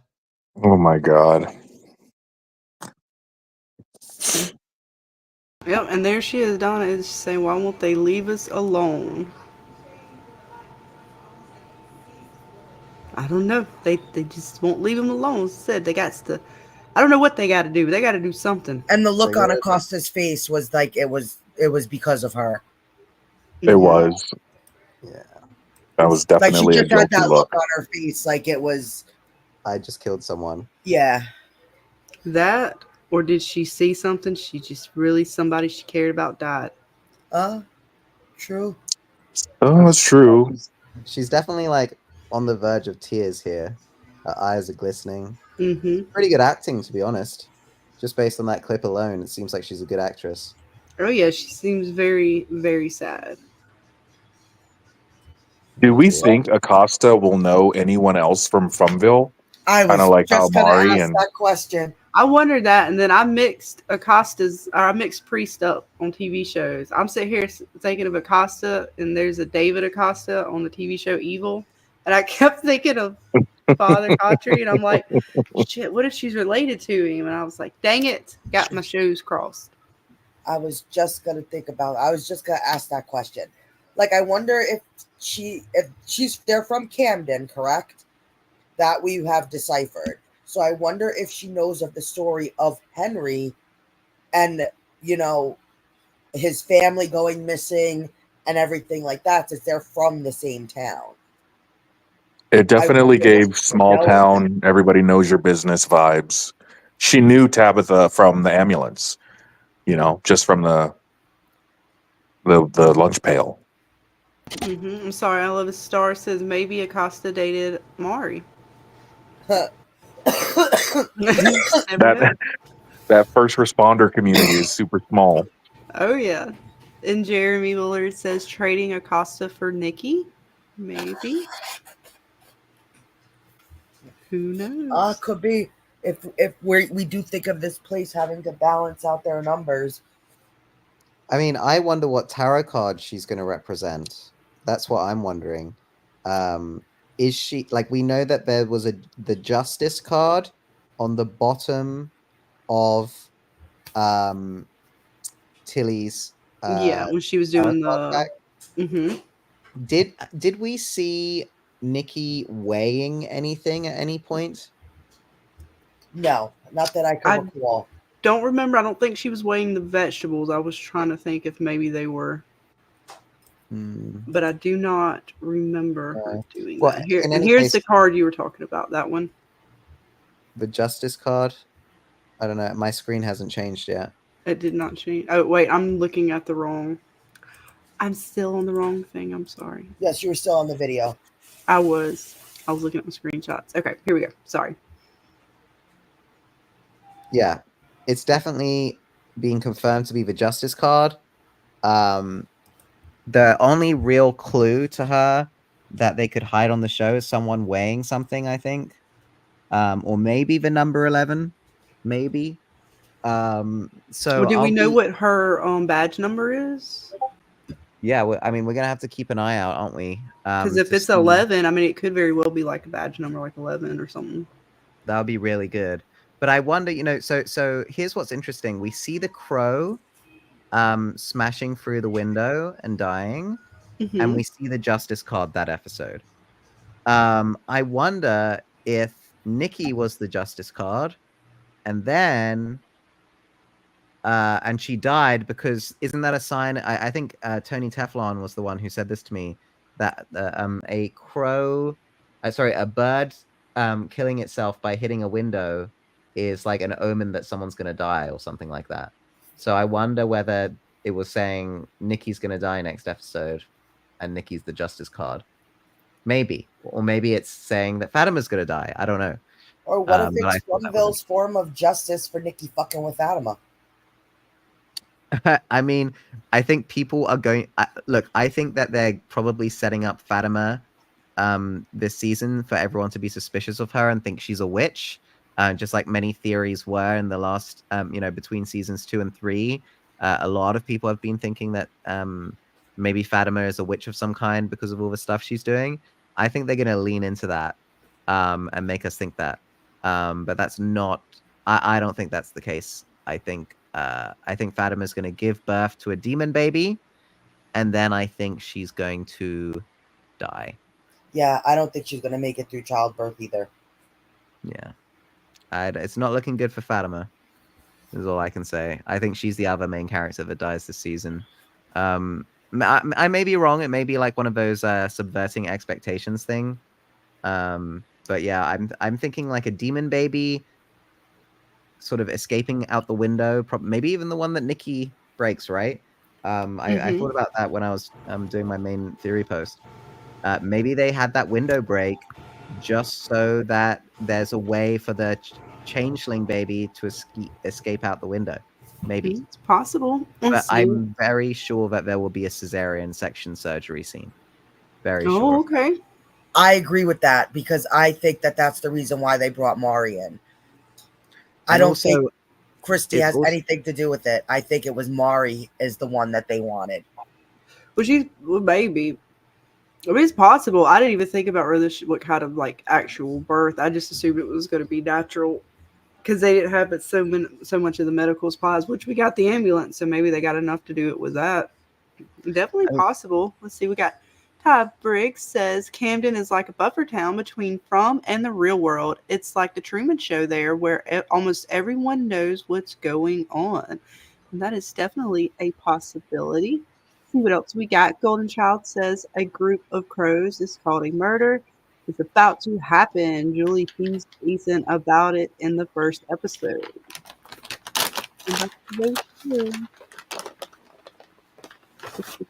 We got Kim says I get good vibe from Acosta. Hopefully she will be nice. Yeah, she seems like she was trying to be helpful. Even with Tabitha, she didn't seem as if she was going to be too brutal with her. She seemed like that's why I was curious is if they're going to try to calm Tabitha down, if they were going to do anything. The actor seems very nice. The actor who plays Acosta, she's extremely active on Instagram with all of the actors from the show. And I think that if you keep an eye on her Instagram, you can tell that there are a lot more actors about to join the cast of From. If you ask me. Okay. In fact, I think I've identified like a sort of cabaret dancer type person whose like main job is cabaret and dancing, who is taking on a role on the show. And she even did an Instagram post saying that she had been cast on a TV show, but she's not allowed to say until much later. And I feel like only a show like From would have that sort of caveat. So anyway, we'll see. But I think that we're going to get a decent set of new characters joining the cast this season, and I think that's why Ricky He had to delete so many of his Instagram posts because he's the most social of all the actors on social media, outside of maybe Cortion, and I think that he befriended a lot of this new set of actors. Maybe because it's Kenny that meets them on the show. Maybe he goes off to a different town. Do you guys think that that's going to be a detriment to this show? We have so many cast members now whose stories are almost being overlooked in a sense or forgotten about. Do you really think it's a good idea to add in more? I mean, look, I don't control what happens on the show. I'm just saying what I think there's evidence for. I'm not necessarily saying. No, I'm just asking your opinion. Like, do you think that's going to benefit the story or bog it down? I'd like to see them kill some more people. To be Yeah. honest. But True see, like that. that becomes the pattern, right? You kill characters, you kill off plot lines as a result, you introduce new characters, and you never really get to establish a connection with the new characters because you feel like they're not going to stick around long enough, or you feel like they're just there to kind of fill a cast quota of sorts. That's sort of the thing with like this gratuitous on-screen death, right? You the person who replaces the person who died, they become that much more detached from likability, from ever becoming your favorite character. You're just kind of waiting for their other shoe to drop, or at least that's Yeah. how I look at it. No, I think that's a very good way of looking at it. I think that it's a bit. I think it's a little bit like The Walking Dead in some ways. They had mega casts. A lot of characters, a lot of different characters, and people were still able to keep track and care about these characters. I just don't see what Bacta's role is at the moment. I haven't seen much from her. A lot of these new characters outside of Tilly, I don't know what's Bacta's role here. She's in a few scenes. She seems like a lovely character and a lovely actor, but I'm just like, what? Well, don't I know. like She that hasn't this done anything. episode they brought her back in. Yeah. And which makes me think that they're the way they're hitting on certain things that even I was worried that they were going to just let go. They make sure to bring back up just as I think we're not going, like the bracelet. I was starting to lose hope on the bracelet. Like that was just something thrown away to like throw us off track. It wasn't really going to mount to anything because we didn't see it again, right? Like it was almost like it was forgotten about. Yeah, Jim had it on his wrist, but they didn't really make much mention of it. Baka, I thought they were going to get right back to her story. The way she's talking to Boyd is if like she's been contemplating this. There's a lot of contemplation that goes on, by kind of like we don't see those things with the characters, but then they're brought back in, even if for just a brief moment, to remind us they're not forgotten about. We will get to it. Just so you remember, this is where we are with them, and we will get to it. So I'm curious that I think they're going to bring her back in more. She's now in the diner, helping Ethan get it set up. She may be the one to start taking over the diner. She may start to find things in the back room where all these little trinkets are. Maybe she'll find something that links her family to this place. I don't know. But I'm curious. I don't think she's thrown away yet. A lot of these characters, as soon as I think they're just background characters or throwaway characters, they serve a purpose. Even the chick that I know everybody's like, oh God, what is she going to be, a mole? Claire, she's serving a purpose, and although she doesn't have much of a backstory or anything, there's something there with her, right? She's in your face. They don't give us a lot with her. Give us just enough. So if this is anything like Lost, at some point now, given they don't have the same time frame Lost has, and I understand that, but if it's anything like Lost, I know we bring that up so much over here, but I can just see how they will be able to sort of bring these characters in and out in a sense and still give a connection with them.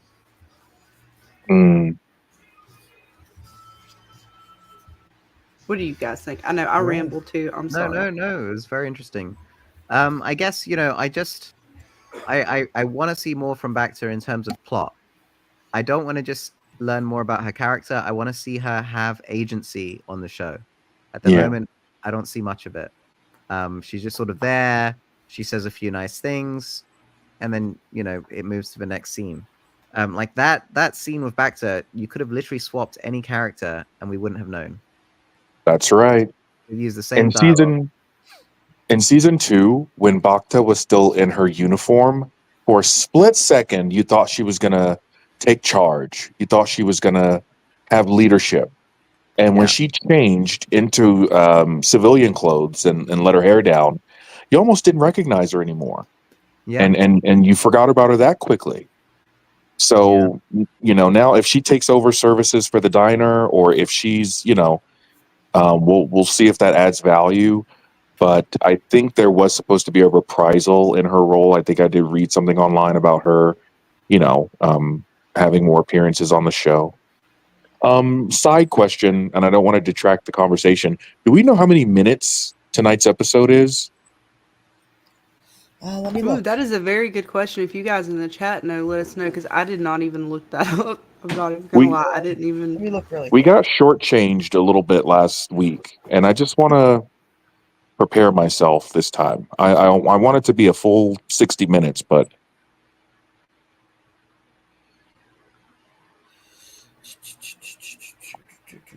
I'm not sure how long this one is. Let's see what you guys are saying while we're looking that up. Him says, I need to know what career Baka was about to begin. Maybe a scientist of some kind that can help in all of the paradox and time issues. Ooh, maybe. Like I said, I don't see Baka's thrown away yet. I was worried about her there, but when they brought her back up in this last week's episode, it gave me hope. She mentioned the music box and how she's trying to figure out, well, why would this be going on? Why is all this stuff happening? But what is it about this sort of nursery rhyme? What is the connection? They're making sure to still let us know that. And even the bile, I think that they did not use it properly for a reason. They may show back up.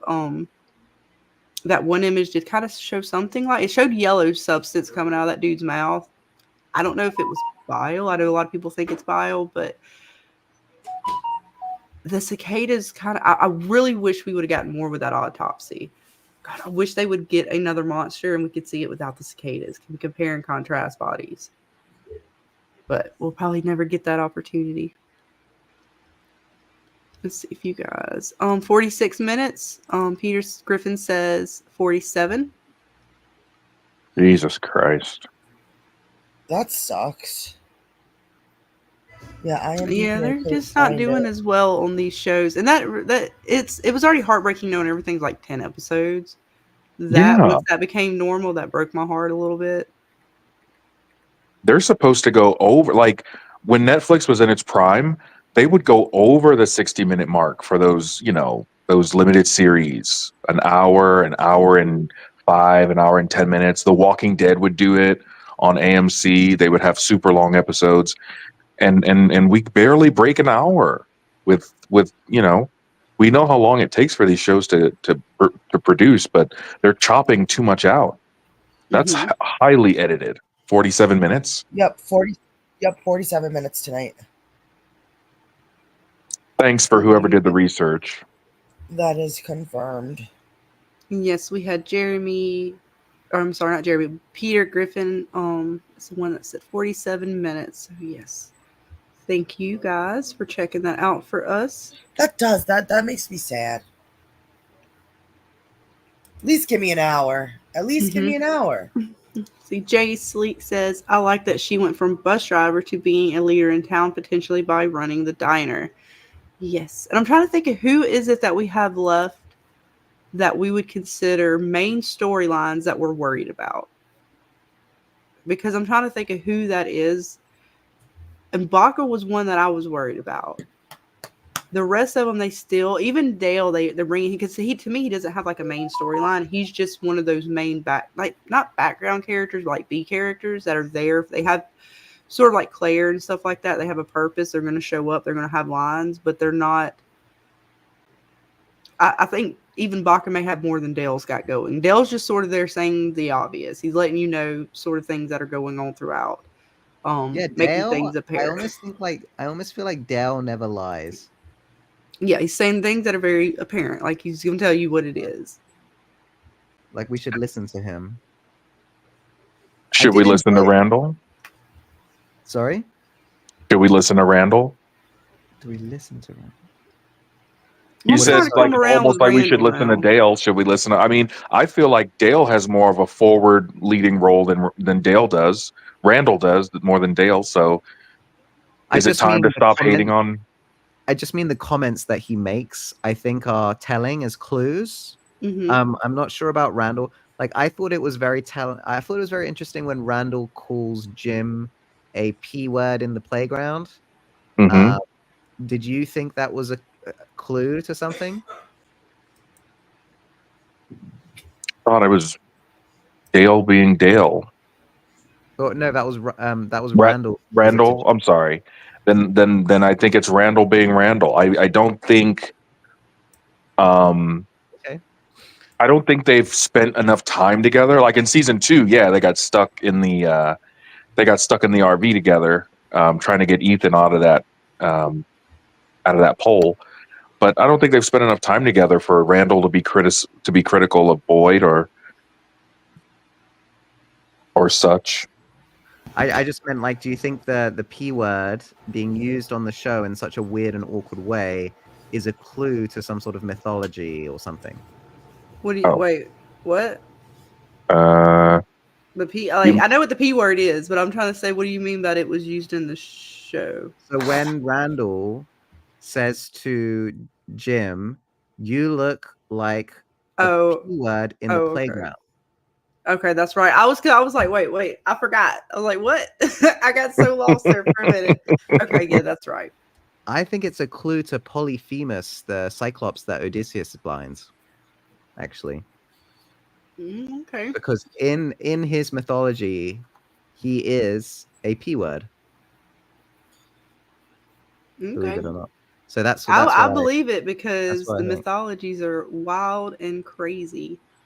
Yeah. Well, both of those words are clues on the show, by the way. Okay. And I mean, I'm actually enjoying Randall a lot more this season. Not that I didn't really like him. I took him as he was going to be a constant thorn in the side, so to speak, never wanting to come around. I think he's starting to come around. At least he seems more helpful. Well, speaking of Randall, why don't you pull up the photo and let's see what Taryn and Cloud think of what he's possibly carving away at. Do you think it's a talisman? What do you think Randall is sitting there whittling? Take a look at I think it's probably something for his nephew whose birthday it was. Well, Randall's always carving away at something. On the bus, he's fashioning something out of a block of wood. So he's a little bit of a. But it looked very much like the shape of. I thought it was a talisman that he was possibly to see if it's just the stone that works, or could it possibly be that he's whittling? I thought he's doing the totems. Like to see if just those symbols in the stone is what makes the talismans work. I think he's making a totem to perhaps stop the cicadas. Would you mind bringing up the 8 of Diamonds tarot card? I don't know if I have that one. If you just Google image search it, it should pop up. Yep, I'll get it for Scarlett. Hold on one second. Thank you. Because I think, what do y'all think this is? So both this scene and the one with him on the bench on the top of the coach are to tell us that he is the 8 of Diamonds tarot card. It could be a skull. It could be, it looks like he's kind of digging out eye holes. So you're making, that's what I'm saying. Like if we look at the, what are they? Those little totems they have out in the woods. Sorry, it's the 8 of Pentacles. My apologies. It's okay. I knew which one you meant. Let me find a I'm better sending one. it to Scarlett now. Because if he's making this for his nephew, and mind you, some of the other things he was creating, perhaps prior to this, I would agree with. But this seems a little odd to be making for your nephew. Perhaps it doesn't look like he's going to attach any hair to it. Maybe he was, but it just reminded me of the totems. All right, give me just a second. I'm trying to find a better one of these totems real quick. And I see why you want it. I could see why, Taryn. You need. I would love it if you could put them side by side. I don't know if I can. I'm gonna have to again. Give me a minute because I gotta make sure I put it in the right file folder. No pressure. No pressure.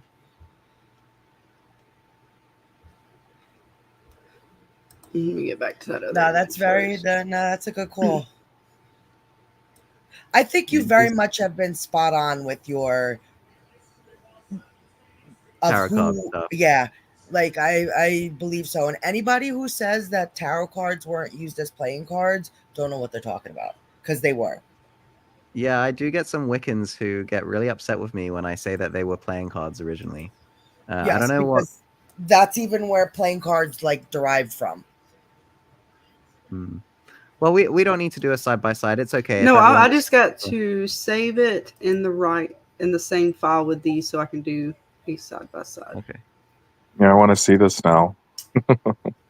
But Randall has no knowledge of what they've seen out in the woods. How could he instinctively be making a totem head?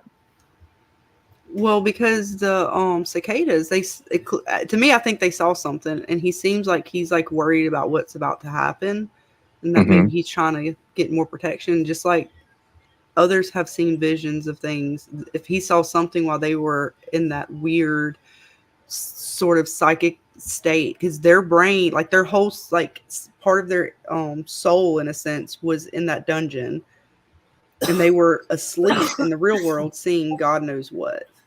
That's true. That's We have true. They no never idea what did they flush that saw. out. And why would he be making this particular item now? I'm sorry, I'm almost there. Just, make sure I'm in the right file folder to send this to. Ugh.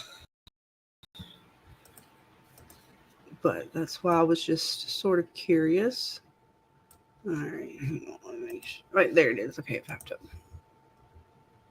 Let me bring this one down, and then let me go to that one as well. Oops, sorry. I didn't click the right button. I gotta click the box. I go back to Randall. I'll get there eventually, guys. We'll get there. Even now, people can start to see what I'm getting, what I'm on about. You know, isn't it interesting that Randall literally puts a bench on top of the bus and then whittles on it with his legs outstretched, and now here, with his legs outstretched, he's whittling again on a bench of seats. Yep. I mean, to me, it's pretty clear. Yeah. But you know, for those who are extreme skeptics, you can continue doubting this until they bang us over the head with it. But this is what it is, in my opinion. No, this I see. Well, can you remind us the significance of this card? What this card symbolizes? There's no significance really, in my opinion. What I believe is happening is that everyone on the show represents a tarot card, because the tarot cards are being used as playing cards in a game between various beings, and it's kind of metaphorical. But I think the modern esoteric interpretations of what tarot cards mean on the show specifically are not relevant, except for when they're used in the tarot card reading with Tilly. I think those probably will need to be interpreted in the way that tarot cards are in the modern day. But in terms of how they're used on the show outside of that, I don't think it means that that character embodies any sort of like personality trait associated with the tarot card that they belong to. I think it's more just related to telling us as a clue on the show that everyone on the show is represented by a tarot card. Okay. I'm sorry. We got a question as well for you, Taryn, and we can get right back. I'll leave this up, but just a quick question because I don't want to lose it. PM asks, how are you feeling about Tabitha's storyline so far? I'm disappointed she doesn't ask enough questions. Is this for Taryn? I think a lot has happened for Tabitha. She's passed out several times. She's had no sleep. You know, I think the fact is Henry is still with her. So unless Henry gets killed off, if they kill Henry in episode 4, we riot, as far as I'm concerned, because we need more information from Henry about Miranda and how she connects to Tabitha.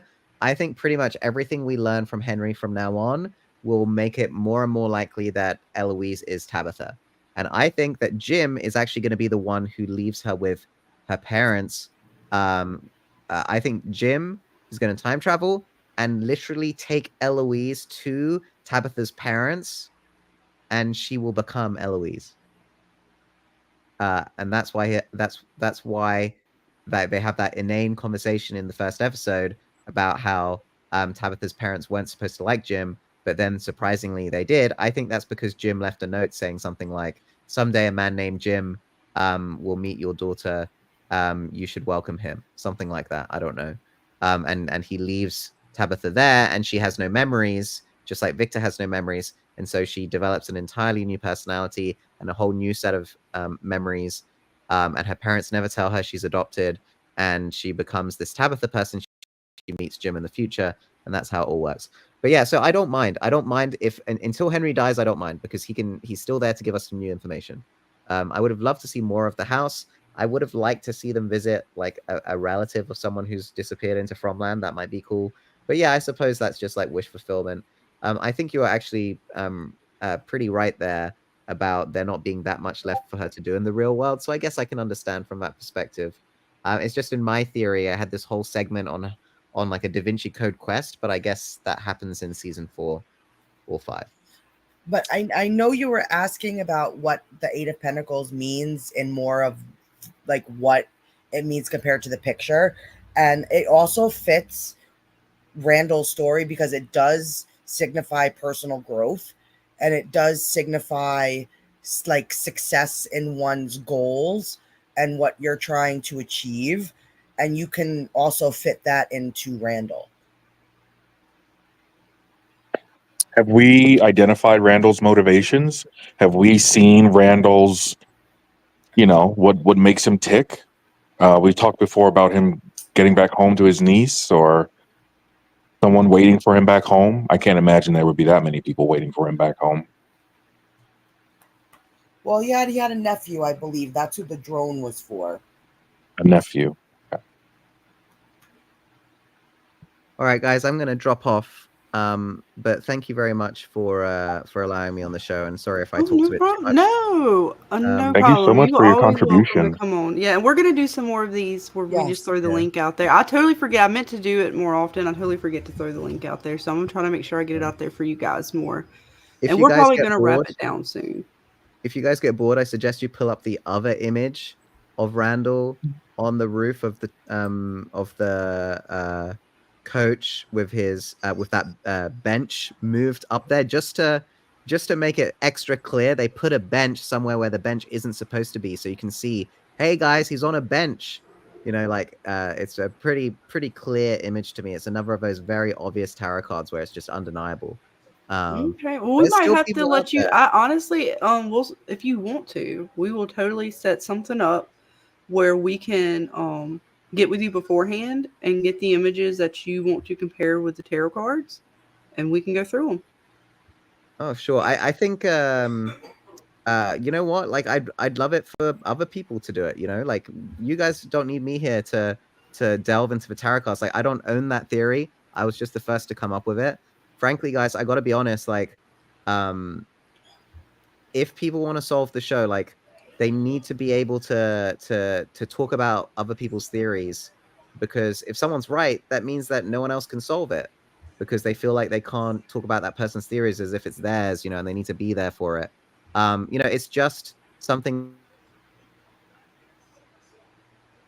Did we lose you? Oh no, Sharon. we might have lost you, buddy. Well, either way, I know whether if you want to come on and do it or if you guys want to check it out, we can always just do it on here. Either way, you guys come up with the steals. We can go. I know Dana she knows the deck probably forward and backwards. Sorry, guys. There you are. Okay, I'm sorry. Continue. Yeah, I was my internet cut out there for a minute. Yeah, it's all of that is to say, like, please don't feel like you need me here to discuss tarot cards on the show, because I think all I've done is I've solved a small piece. We'll see if I've solved anything else, but I just don't want anyone to ever feel like they can't talk about the tarot cards and how characters are represented by them. Without me here, it's absolutely fine. Like, go ahead. Please try and see what other connections you guys can make without me here. This is something that we've solved now. This is something that I think everyone agrees with now. This is something that I think the showrunners literally put in our face on the show to say, hey guys, look here. Fatima just, spends ages talking about how tarot cards are ridiculous and don't believe in the tarot cards. Then Tilly spends ages basically telling everyone watching, pay attention to the tarot cards. They were super important at a very critical moment. And I'm acting super sus. So, and it's, part of my life, part of my life here, a very critical juncture of my life. happened with tarot cards. Pay attention, guys. Like, so yeah, please feel free to talk about my theory. And please don't feel like you need me here for it. I may have been the first to detect it, but I certainly don't own it. And I think if we need to be able to talk about theories other people have. And I wonder what path this will take you down. Maybe you guys will start investigating medieval board games, and you can get on board with me with Game of Goose and Pachisi. This is the path that this is what the showrunners want us to do. You accept that you've solved something, and then you try and move forward with your theory.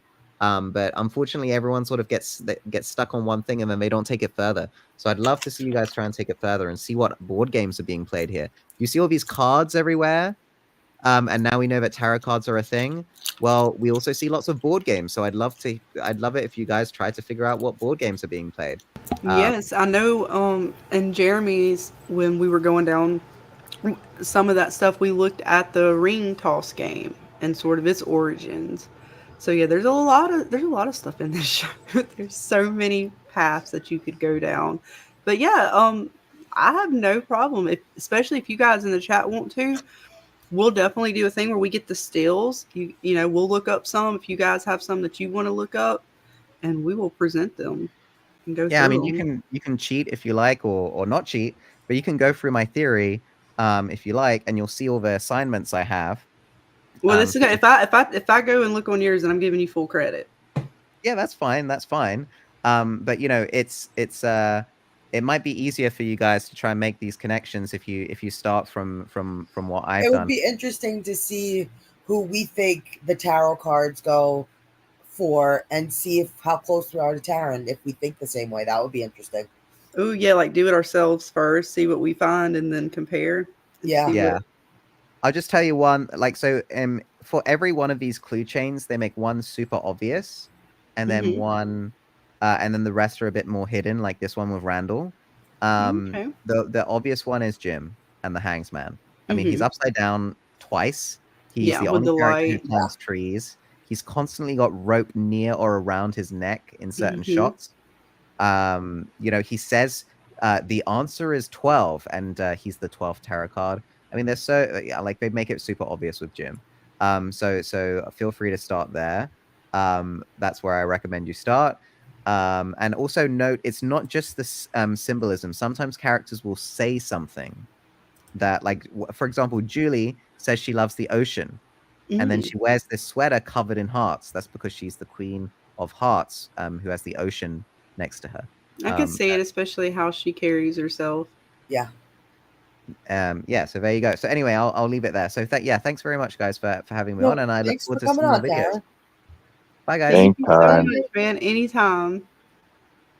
We do have a question before we wrap it up, guys. I'm gonna see if I can't get to it. 12 Brothers says, speak, see, and hear no evil when in close proximity to the cabins and garden is the behavior needed to keep one safe. My theory, what do you guys think? And yes, if you were talking about I'm assuming you're talking about the three totems, I almost forgot what they were called, that are outside of that area. I definitely think there was something about them to keep that area safe, or at least that was the hope. But what do you think, Cloudflyer? I'll throw my last 2 pennies into the well, and then I'll bow out.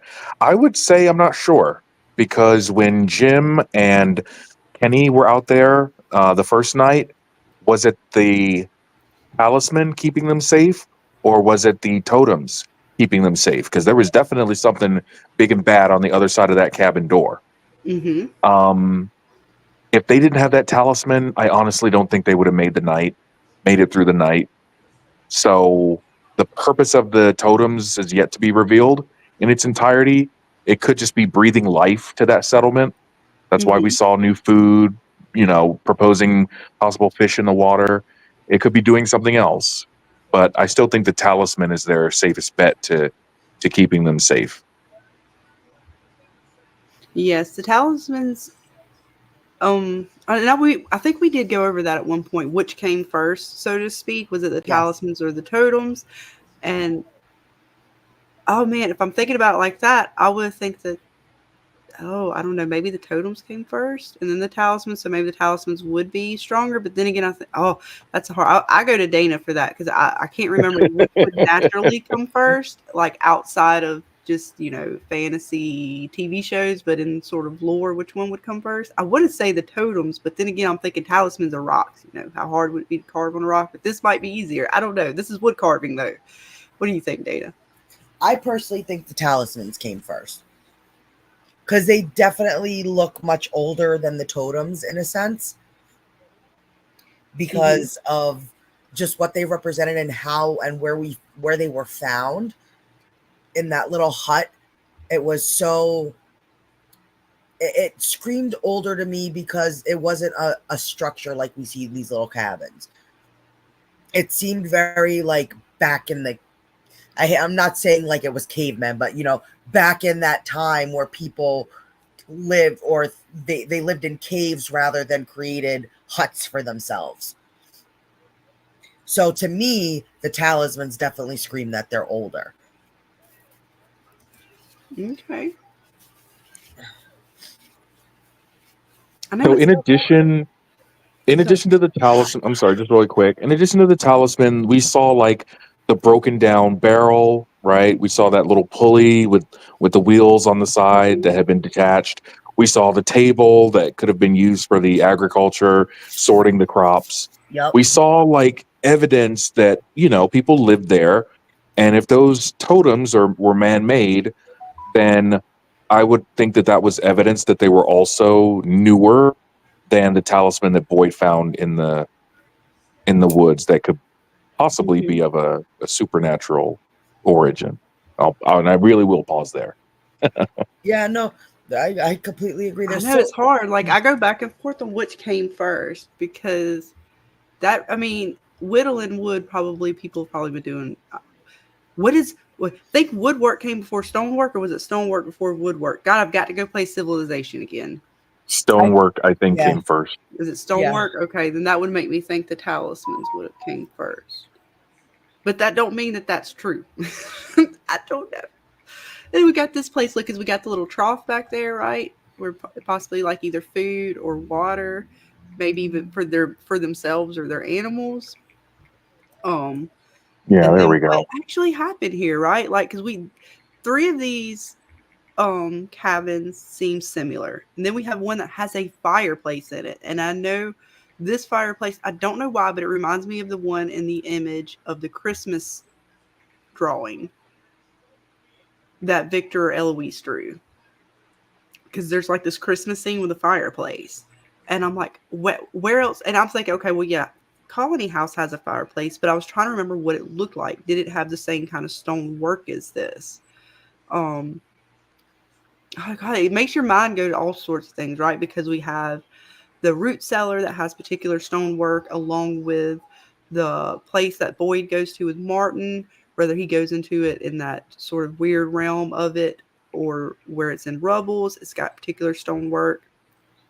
The church has particular stonework, which I always thought that building came from something before the town that they're kind of living in was there. Like it was an original house, almost like it came, like it's almost part of this settlement. I don't know that for a fact. It always made me think that the root cellar, any of those old weird stone walls that you sort of see on the outskirts of town, made me think of like an old settlement. Now we have an old settlement, but it's separated, right? So what the hell is going on? Like, what did like part of the town stay and then it separated itself, or did it take part of the settlement over there, or did the settlers go from here to where the town is and that church was like the start of the town from the settlement? Like, because I try to think like Civilization wise, because I love that game and how things sort of played out in Civilization as far as time, and it also goes over religion and how religion affects things. So I was trying to think, well, how do these, like, we have a village, we have a town, the church and stuff are similar stonework, or at least to me, and I'm not someone who does or knows the historical difference between most of the stone. Just looking at it, it makes me think it's similar, but I have rambled long enough. What do you guys think? What you got, Data? Well, I was actually just answering Faisal. He asks a good question. They ask a good question Where is about. it? I'll highlight it. It's right here. Cars were made in the last 150 years. How was Fromville trapping people before then? Lighthouse has dates starting from the 1500s. And I think that From actually evolves as the outside does. Because we've seen train tracks. We've seen images of people coming by boat in the cave drawings. So I think that as the outside evolves and their transportation evolves, From has also evolved. So we're seeing that the fallen tree now traps people in cars. So at some point, they did come by train because we see the train tracks. We see the lighthouse could be the original way that people were kind of trapped here who traveled by boat.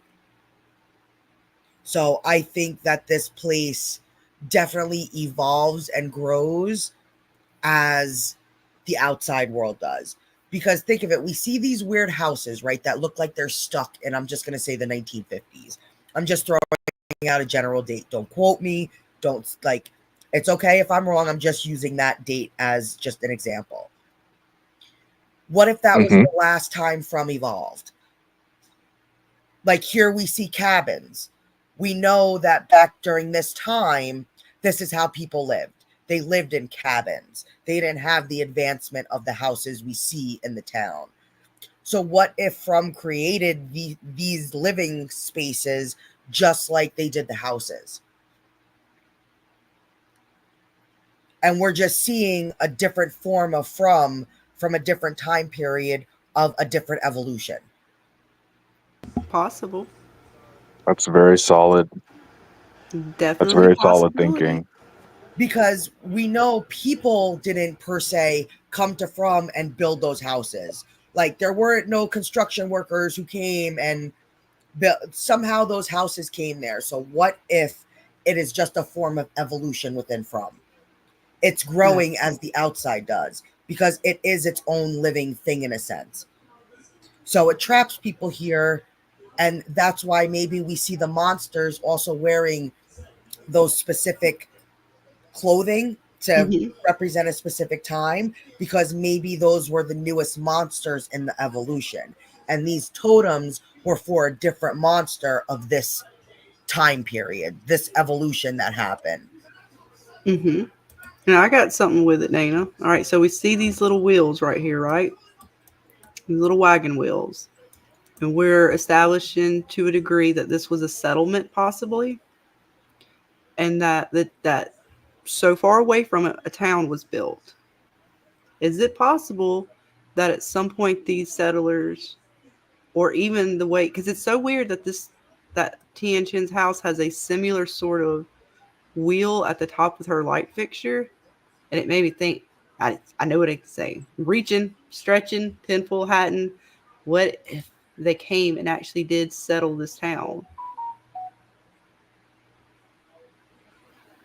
And they used parts of the settlement here. And that's why the church is there. Could be. And then whatever they did, whatever magic, voodoo, portal, witchcraft they concocted, they were able to slowly bring in things that were lost over time. Lost souls. So many questions. Lost items, buildings. I don't know. Probably not. Most likely not, but I'm just throwing it out there. I love it. I love it. I love that we can all have these different thoughts and theories and just. Yes, Breezy K, Oregon Trails. That's right. Oh my God, that got game. it. I loved it back in the day. I played it 2 days until my computer crashed every time. Yup. Well, I will just say this one thing based on what Dana said. I think those are 2 different origins. Learning the origin of the town is probably different than learning the origin of the monsters, or how old the town is compared to when the monsters first started showing up. I think those probably are 2 different dates, and I don't think we'll figure them out at the exact same time. So if this season we're supposed to learn where the monsters originated from, that might be the only thing that we learn about the history of all of this. And then I think the history of the town itself will probably be revealed in later seasons. And I'll stop there. No, continue because I want to hear more of what you got to say on it. Because honestly, I think me and Dana, we ramble, and we will ramble on and on. It's very interesting to hear it. And I mean, you do look at the town and then you wonder, and we're probably talking about a difference of 20 years or so. I think it's closer to the 1970s than the 50s, but it could just as easily be, just that. I'm kind of like looking at the appliances and, Yeah, I just use that Look, date just to Look, use a date. I'm looking at that Just a date. Corningware. Mhm. Look, my mama has something very similar to that. Oh, dish. hell yeah. So does my These mom. ceramic dishes. Like I grew up with, I that have kind them of. in my cabinet right now. My mama gave them to me. Yep. My mom too. Look, that particular plastic. Hang on, I got to get back on this. This shit right here. This particular like plastic and stuff. I'm looking for the tea pictures. The plastic ones that were like tan colored back in the day. Mhm. They had that little top. You could push it. The refrigerator. Yeah. The refrigerator is also a big indicator of the decade. The phone on the wall. Mm-hmm. There's a jukebox in the diner. Oh, that stove, man. There's a hand radio. That's an electric stove. So all of these things came out, 60s, 50s, 60s. Oh, that table.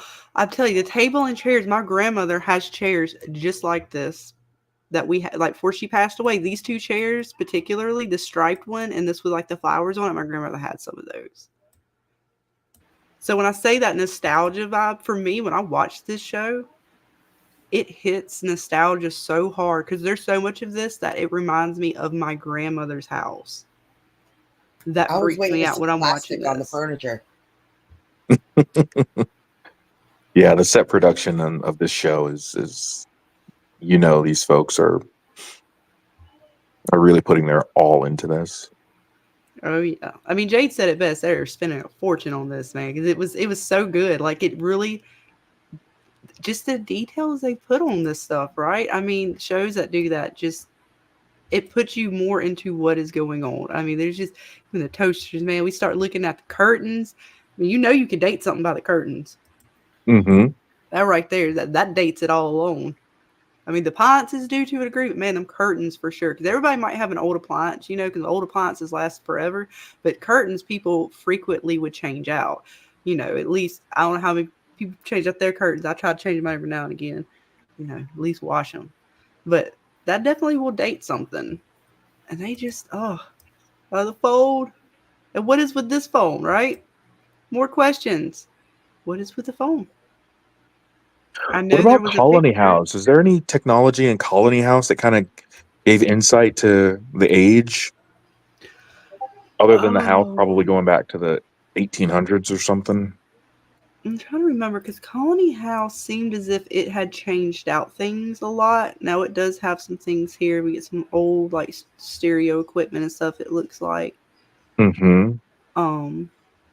I was trying to see if I had any other good pictures on me right now. Colony House. Even the light fixtures seem to date it. That would be something I would look at because that seems to be something that was original to the house. They're definitely not. They definitely weren't installed later. That would be something to look at because I'm trying to think. Colony House has certain things that I'm sure was added in or changed. So you would have to look at maybe even the chandeliers, particularly the way the railings on the staircase are, and that would go to people who are even better with architecture and being able to date that sort of thing.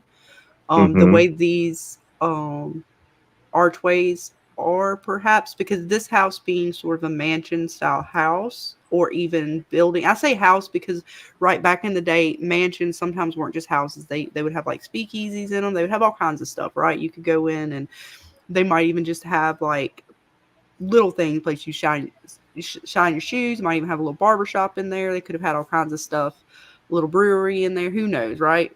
Before regulations are the way they are today. And this one was quite large. So I would hate to, I don't know what I hate to say. Was this maybe a mansion, like a plantation style mansion? It sits on a hill overlooking the town with a lot of land around it. It seemed to be farmland around it. That's where they seem to want to do their farming. I'm trying to think of anything that this house would have been in history that would have been significant. So I think of high paid, like maybe somebody would have to have had, if this was someone's house, they would have had to have money. Oh yeah. Um, oh man, I'm trying to think. What do you guys think? I'm going back to season 1 where they were still on the radio tower, and they used that contraption on the outside of the house as a pulley to try to Mhm. stand up the antenna, and it ended up, all going to hell, and it ended up going through the window. But they had all of these little attachments to the house. The fact that the house has like a what do you call it? Like a fire escape or some sort of way to like get down to the first floor from the outside. Various Yeah, was exits. it the did they have a fire escape, or was it like, I can't remember. I know, I want to say it probably had a, did it have a balcony around it? I know it had the little vine thing on the side possibly. That's yeah, I'm misremembering. I think it just had like a makeshift way for them to kind of get down quick and easy, and Because that's they used the rope. I know Victor and Julie used the rope he had sort of tied off, and that was okay. how they got out. I'm trying to remember if it had any sort of balconies on it anywhere at the top. I think some of the bedroom windows in the front, you could open them up and be on to like the part of the roof that just kind of covers the porchway. Mm-hmm. Now, when I see this house, I think straight Addams Family, but that's just me. The way it sits off, and especially, let me see if I can find that image. It was in what, last week's episode, I believe, where she's showing, it sort of shows Colony House in that imagery. Maybe, I don't know. I get creepy vibes when I see Colony House. Maybe it's because it's a big mansion. Mansions scare me anyways. Anytime there's a mansion in any sort of horror, it's never good. Never. That's just where all the bad stuff happens, right? That's where the mad scientist lab is somewhere over there. I'm surprised they ain't found a graveyard out back. I don't know. I just think of any haunted house, it's going to be a mansion. Oh, that's just me. Anyways, oh, it is after 8. Okay, yeah, we may be just taking a few more questions, a few more comments, and then we'll be wrapping up because I believe, did Real start? Yes, Real started, and So we're Jeremy's gonna, about to start. So we're going to get ready to wrap it up because I know we want to go hang out over there with them as well tonight as the From festivities have begun. Guys, we are just, what? How many hours we got? 3? Where are we at? Where's the countdown? 3. 3 hours to go, guys. Oh my gosh. 3 hours to go before we get to find out what is going to happen in this next episode. Who will survive the ambulance attack? Will they make it out in the woods? Will Elgin see his mystery woman again? All this and more 3 hours from now. See what else you guys say before we close down there. One last good question. Get that one good question in, guys. What do you want to know? What's your last thing you want to know or comment on? We'll let you go first. And don't forget to join the Discord because we will be syncing up our devices at midnight, and we will be watching the episode together for anybody who wants to watch the episode with us. I know, Cloud, you'll be watching the episode with us. Delsenia will be watching the episode with us. Star will most likely be watching the episode with us. So anybody who wants to come out and hang out with us and watch the episode with us, syncing up your devices at midnight, we will be in Scarlett's Discord. I will drop the link one more time, just in case. I'm not as fast as Delsenia and Kiwi, so just bear with me. I'm much, much slower. I'm not as good at this. No, you were doing absolutely fine. But while she's posting that, any last comments, questions, concerns you have, Cloudflyer, before we close it down? I think we did really good today. All of us, Taran included, and I'm really looking forward to tonight's episode. I know it's going to feel a little bit short, like last week, but every week we get closer to the answer, the bigger picture, and I look forward to it. Absolutely. Yes, guys. So we are going to just close it down for now, but head over to Real Enigmas and Theories, and of course, Jeremy should be going live as well. Within what's he go in an hour?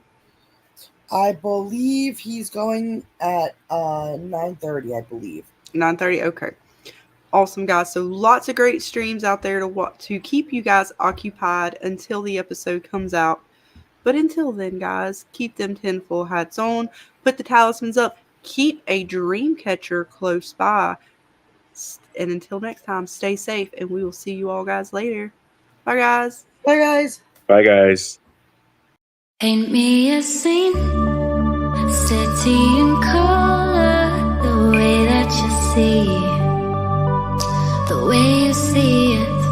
Don't you wish that I could give you? I could give you everything.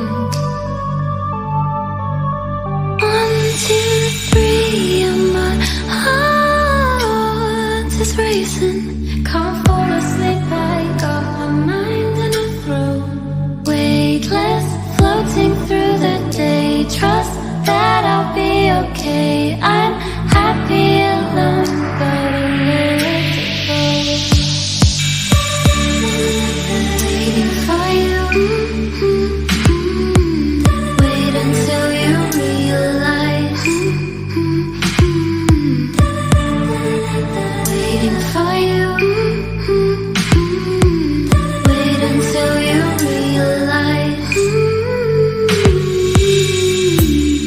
If you wanna run ahead, I'll meet you where the water meets the earth we cling to. If you wanna find the edge, I'll come too. I could run around this world